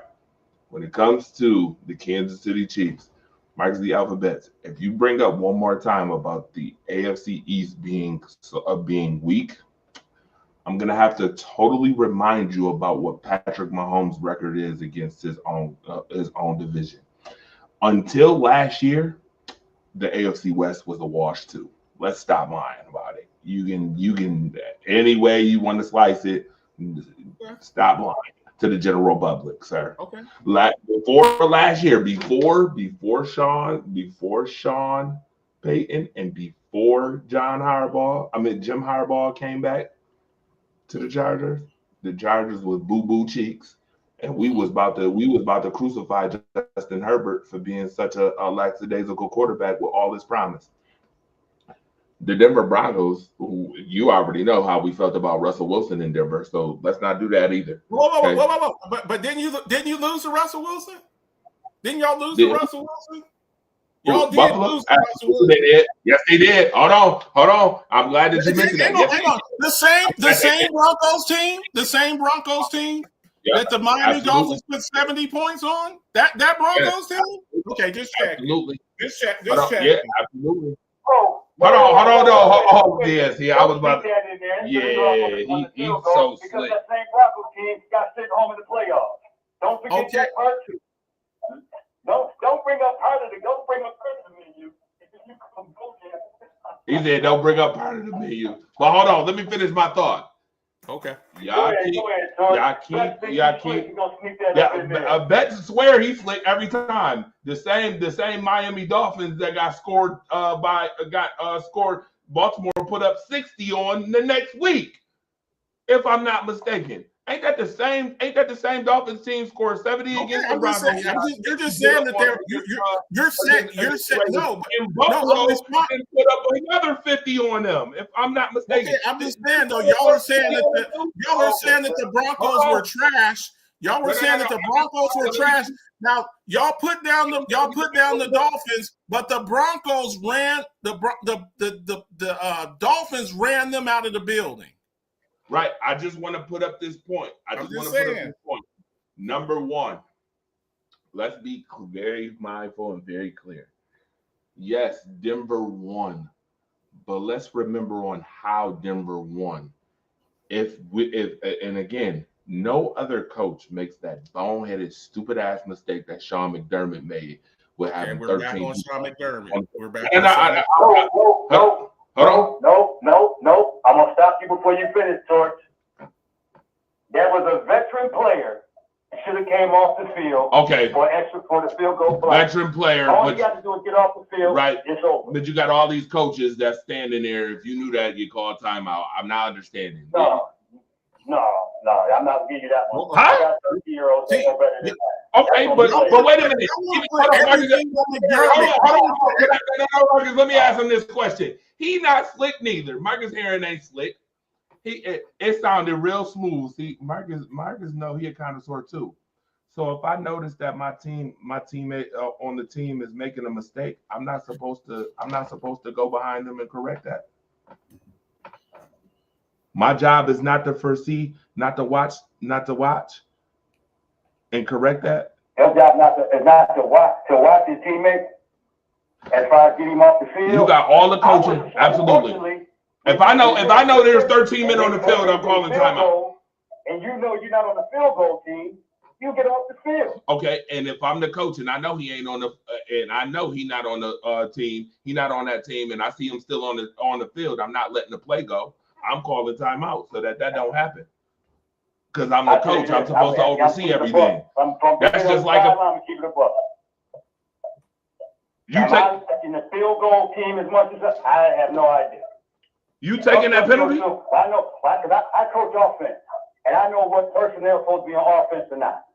Right. I do know that. And if I call trips or if I call double, I know what player is supposed to be on the field or not. If I'm doing field goal block, yes, your special teams coach is probably the one that should have been watching that. Yep. But because it's a field goal block, unfortunately you assume that your players should know that. Now, if anybody, I'm gonna go to my special teams coach because that's your specialty.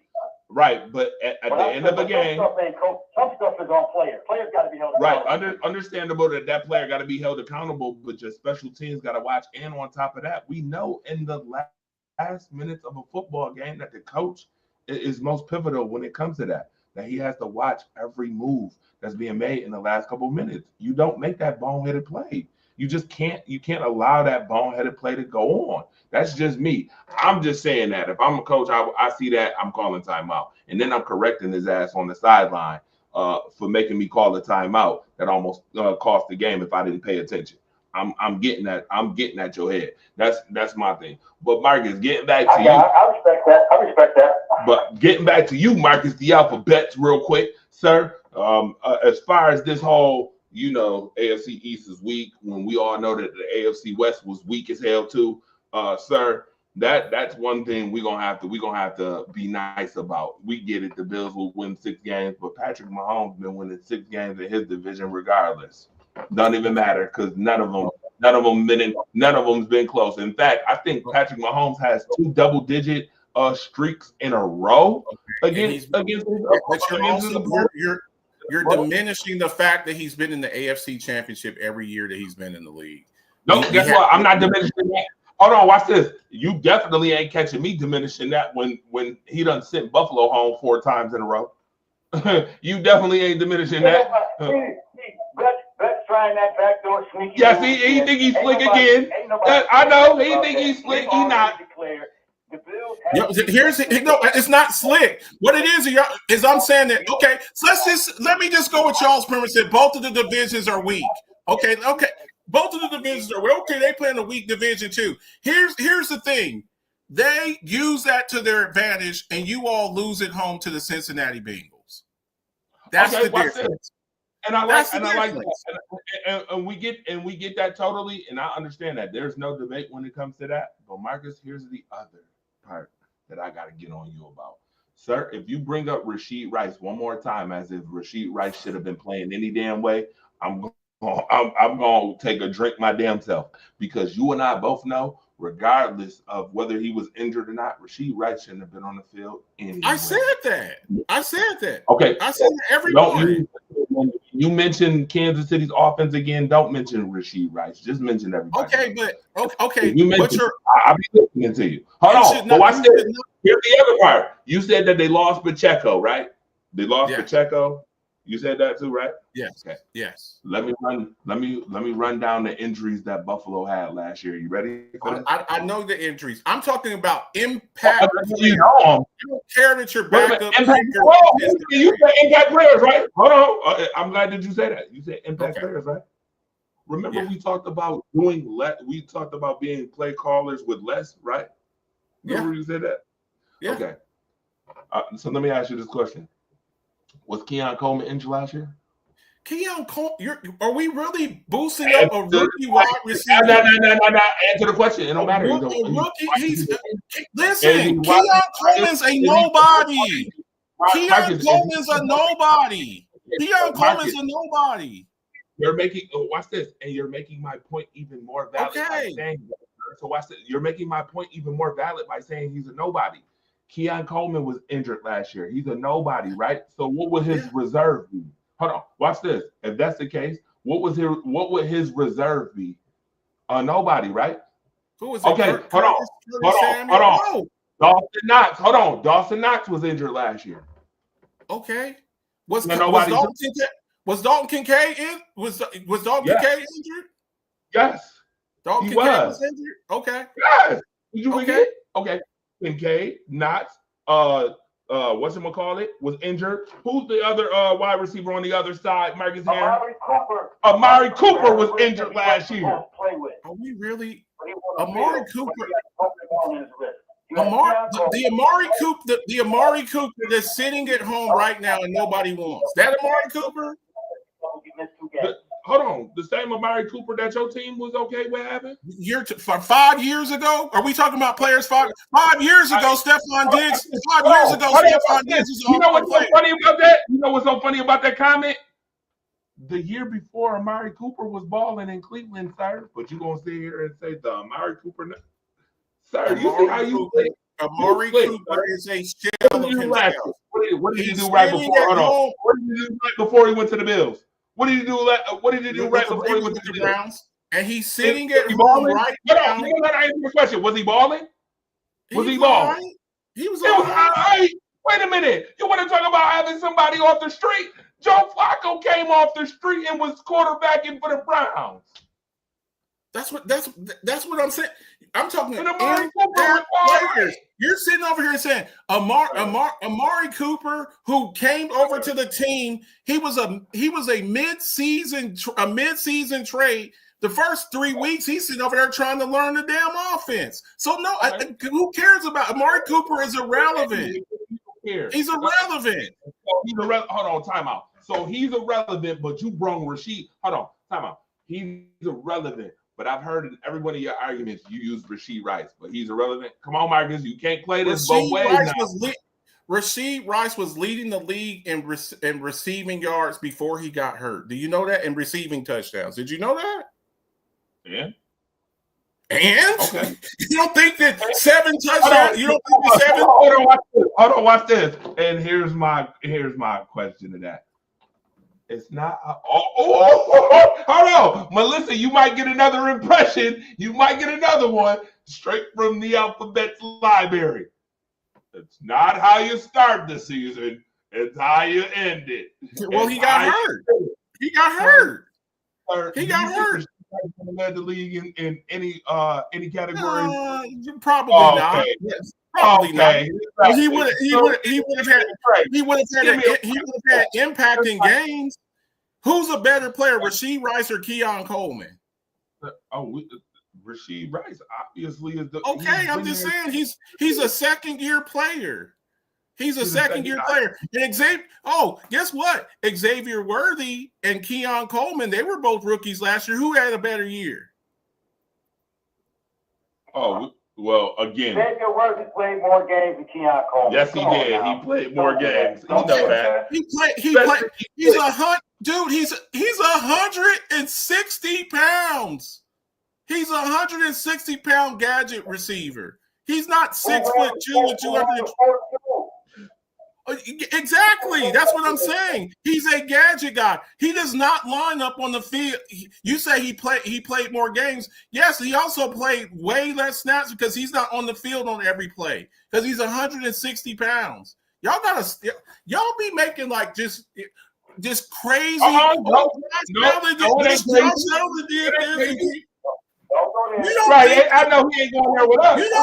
you don't think that losing your starting running back, your wide receiver 1 and your wide receiver 2, you don't think that has now when Tyreek Hill left the Chiefs, it's like, oh, we're going to find out a lot about Right, we're going to find out a lot about Patrick Mahomes. The only reason that Patrick Mahomes is so good is because he's got Tyreek Hill, and then he comes out and wins another Super Bowl. Hold on, watch this. We're going to catch him right now. Marcus the Alphabet.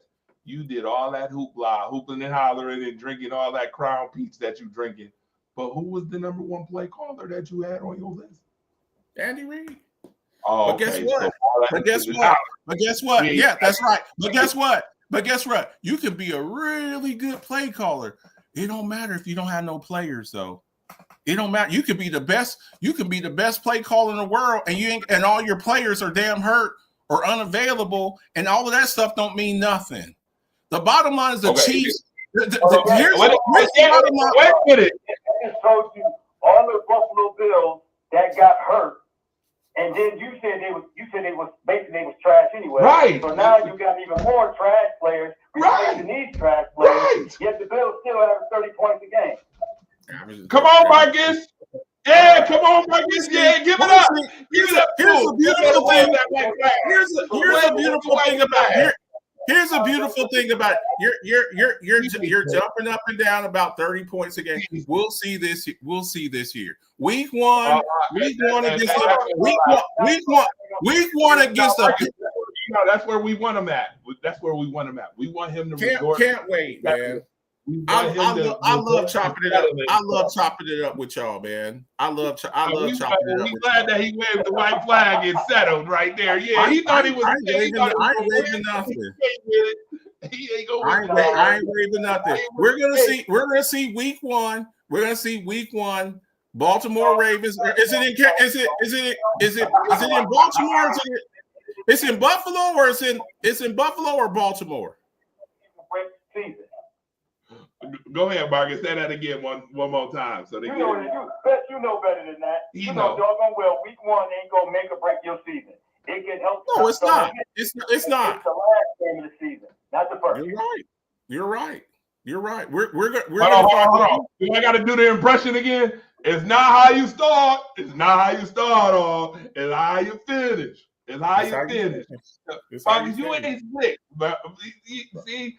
I didn't do that, man. And you want the fire starter to come out because you messing around. Want to mess around? Desi, what up? See week 1. He's so slick. We'll see. That don't make or break your season. Hold on, watch this though.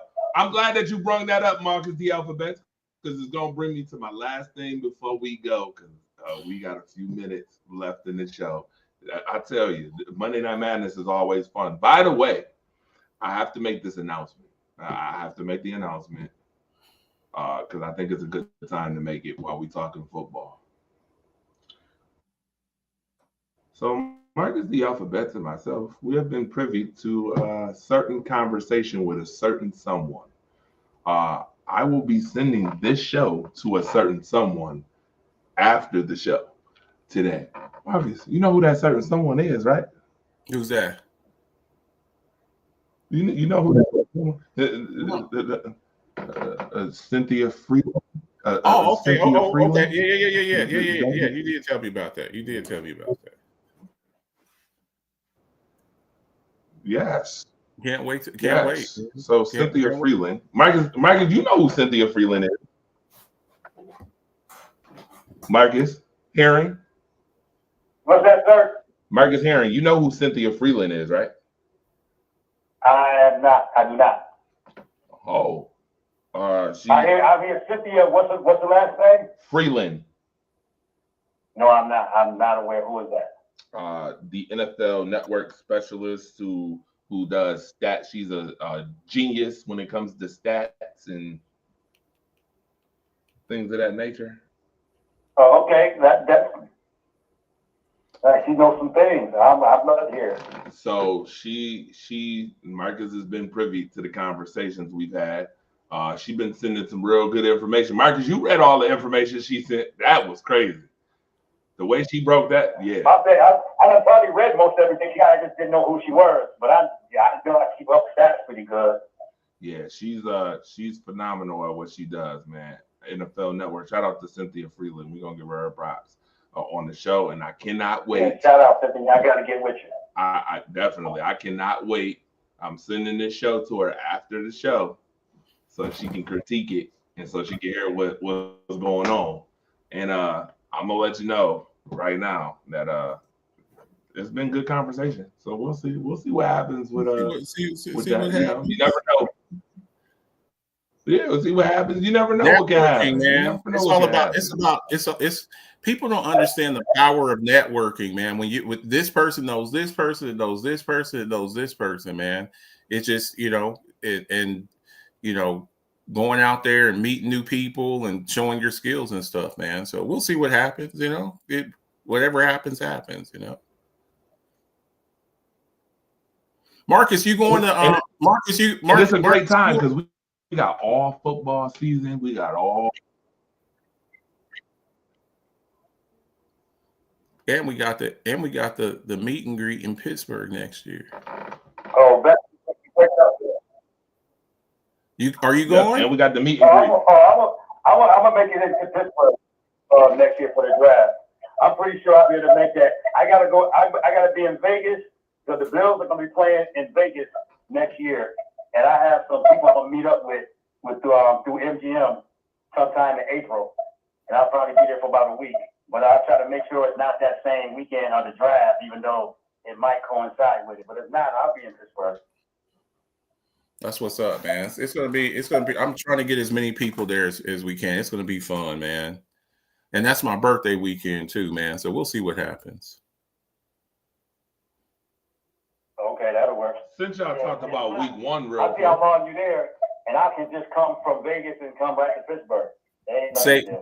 Say less. I'll be right there, man. Have a cold drink waiting for you, man. Appreciate it. Yep, yes, sir. Coming from Vegas, I need it. You might need some water to rehydrate. You don't need no more drink. You might need an IV. That's a fact. You don't need no drink. You need an IV. Now I do got a quick question. Is the draft usually after or before Easter break? It's usually after Easter. It's usually right after Easter break, right? It's the last Thursday of April. It's Thursday, Friday, Saturday. This year it happens to be April the 23rd. That Thursday. That Thursday, the 23rd through the 25th. That's the last Thursday of April that year. Awesome. Yeah, my request off is already in. Because I think Easter's the second Sunday of April.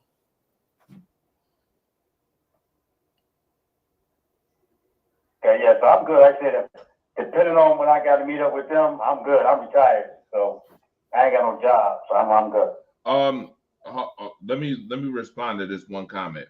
Melissa Fliard, you already know the name of the game. The name is Rise Up Family, which means family. You can best believe $100 to a donut that if one person get on, we all on. That's all I'm gonna tell you. That's how I roll. Period. It ain't never been nothing in between. Ain't no half stepping. There is no way that any of us would be who we are without anybody else. See, that's what I love about this, is because I wouldn't be who I am if it wasn't for Marcus Betts, if it wasn't for Marcus Herring, if it wasn't for the other phenomenal pioneers, if it wasn't for you, I wouldn't be who I am. Marcus, I think, feels the exact same way, and I don't want to speak for him, but I'm sure that he feels the exact same way. Marcus Herring, I'm sure Marcus Herring feels that way when it comes to his line of lineage of sports. I'm sure he feels the same way. So it is Rise Up Family for a reason. Okay? It's Rise Up Family, period. Now, with that being said, I can't wait. I'm be honest. Oh, and Easter Sunday is April 5th next year. So it is way after. It's a couple weeks after, which is great. That's great because I get vacation time anyway. So that's great. I'm happy about that. With that being said, week 1 season schedule right there. Marcus, you talking about we're gonna see week 1, sir. Last I checked, you played Philadelphia, sir. Week 1. We're gonna see about your Dallas Cowboys week 1 too, huh? We are gonna see. We are gonna see. Just like I guess we're gonna see about them Green Bay Packers too when they play the Detroit Lions, right? Yeah, we're gonna look. Dak Prescott's record versus the Eagles is like ridiculous. I think he's like 10-4 versus Jalen Hurts. He's not scared of Jalen Hurts. You got another team that was injured last year was Micah Parsons injured, Trayvon Diggs injured. A lot of these guys were injured. I'm telling y'all, man. I'm not saying that the Cowboys are going to the Super Bowl, but I think they're going to be much better than what a lot of people think. And that defense is going to be. I think the defense is going to be off the charts, man. So we'll see. You know, everybody starts. You say what, Marcus? Everybody starts off with such high hopes. Going to the playoffs. Is the Cowboys going to the playoffs, Marcus? Shit. Yes, but they won't make the. They won't win the division. They won't win the division. But they're going to be a wild card. What you saying? Yeah, they'll be a wild card. Everybody up here is so many people are like so amped up on the Washington Commanders. And I like Jaden Daniels, man. You got to show me something twice. He had an incredible year last year. Offensive rookie of the year. But we also saw a guy the year before who was offensive rookie of the year who didn't have such a great year last year because they got film on you now. They got filming and they got some issues over there. You got Scary Terry who's wanting more money, wants to be one of the highest paid receivers. Deebo Samuel looking like Eddie Lacy.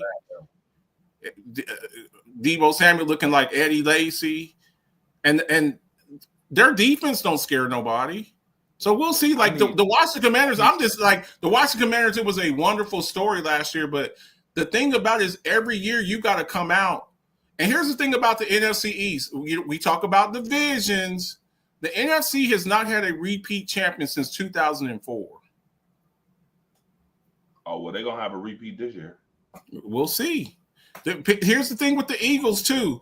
The Eagles lost a lot of people, man. People keep forgetting that. Now, they kept the core of their team, but the thing that made the Eagles so good was their depth. They would just send wave after wave of edge rusher. Milton Williams is gone. Brandon Graham is gone. Darius Big Play Slay is gone. James Bradbury's gone. They've lost a lot of people over there on that defensive. Bryce Huff is gone. One of the defensive ends, he's gone. Like, it's not the same team. It's not the same thing. Plus, you lost your offensive coordinator in Kellen Moore. That's big. So we'll see. We'll see. It's hard to repeat as Super Bowl champion. It's hard to repeat as Super Bowl champion. It ain't written in the stars just because you went to the Super Bowl. As a matter of fact, if I would have told you last year that the San Francisco 49ers who lost the Super Bowl the year before, they would come in last place in your division, would you believe me?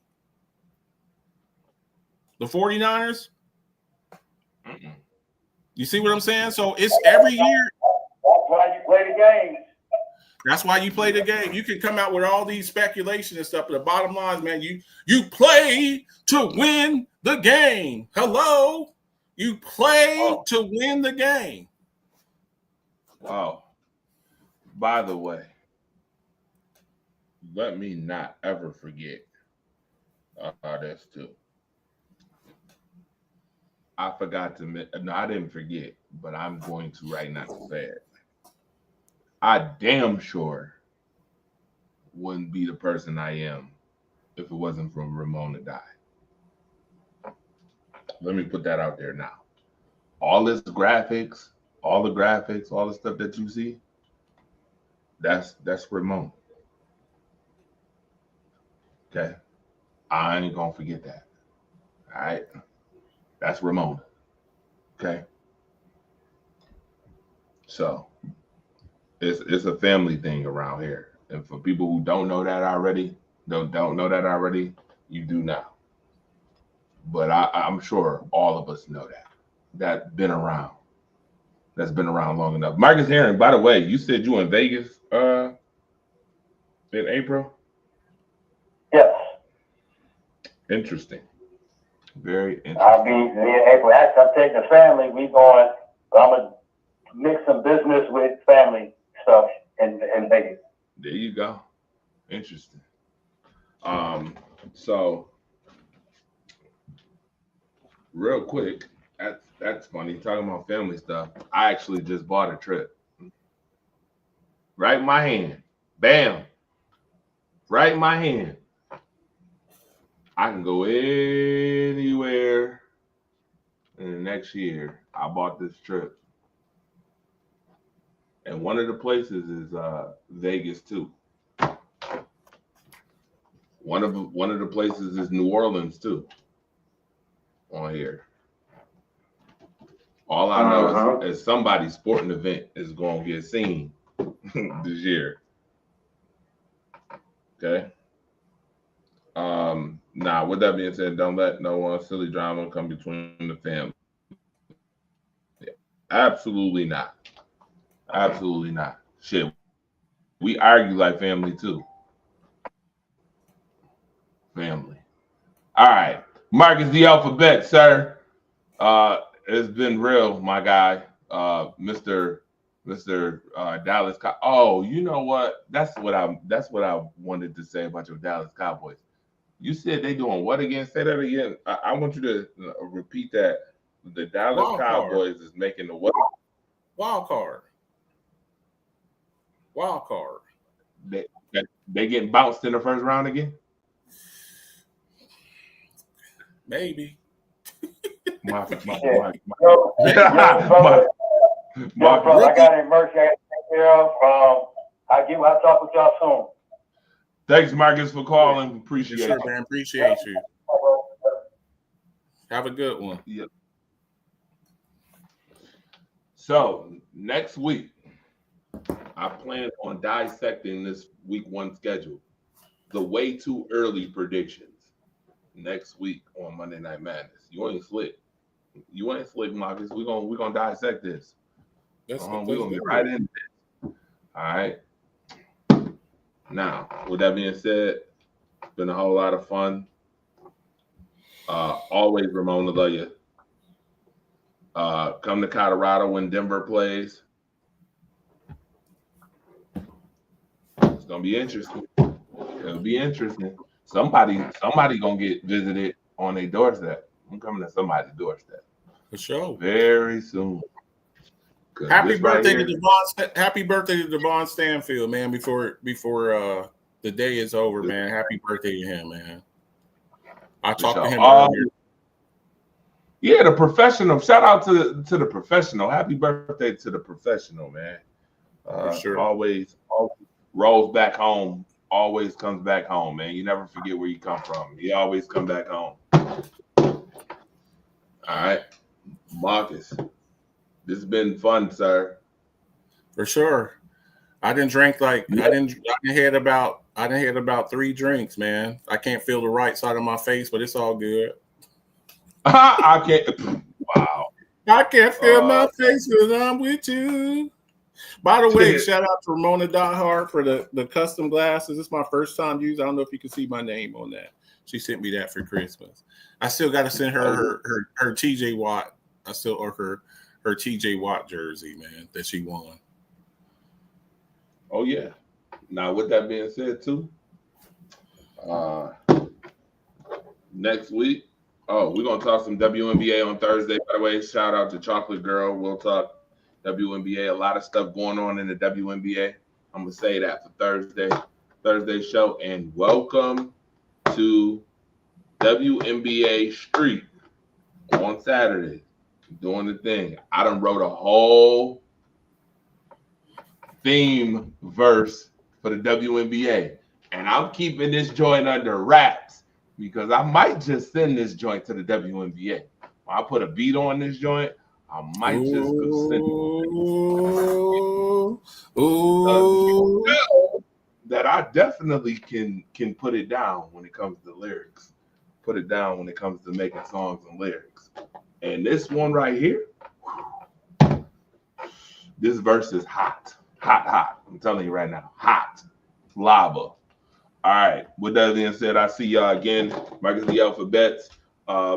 It's been fun. We'll see you on Coffee Talk in the morning. For sure. Alphabets football show coming back next month. Yes, it is. Back Friday night, 10 o'clock Eastern Standard Time. We'll be back. I'm putting it together. We'll be chopping it up, going division by division breakdown. Make sure that I might be able to get this guy on the show for a couple of times if he ain't out playing. Guess what? Mixing up Metallica on the playlist and shit. You know what I'm saying? So if we could get him out there, what's the stage? What's the stage day? DJ Firestarter, DJ Torch. What is it? Yep, DJ Torch the Firestarter. It's that simple. I keep the same moniker. Sport, music. I was wondering. I was like, I wonder what it said. I wonder what it. Because like Jay Radon is DJ Tank, so you know he still sticks with that, man. We appreciate everybody coming through. Make sure y'all swing through on the Coffee Talk in the morning. If you need some Rise Up merch, you know it helps us out. Let me or Dre know. We can get you that Alphabets football show merch. Let me know. We appreciate all the support, everybody coming through, everybody who shows us love and support, man. We couldn't really do this without you, man. So hope everybody has a great night. I'll see y'all tomorrow morning. Make sure y'all get you a cup of coffee and chop it up with me tomorrow. We'll be discussing 3 topics tomorrow morning between 11 and 11:30 Eastern time, 9:30 my time. Swing through and do some coffee talk with me, man. It'll be fun. Everybody, y'all have a good night, all right? See y'all in the morning. Rise up.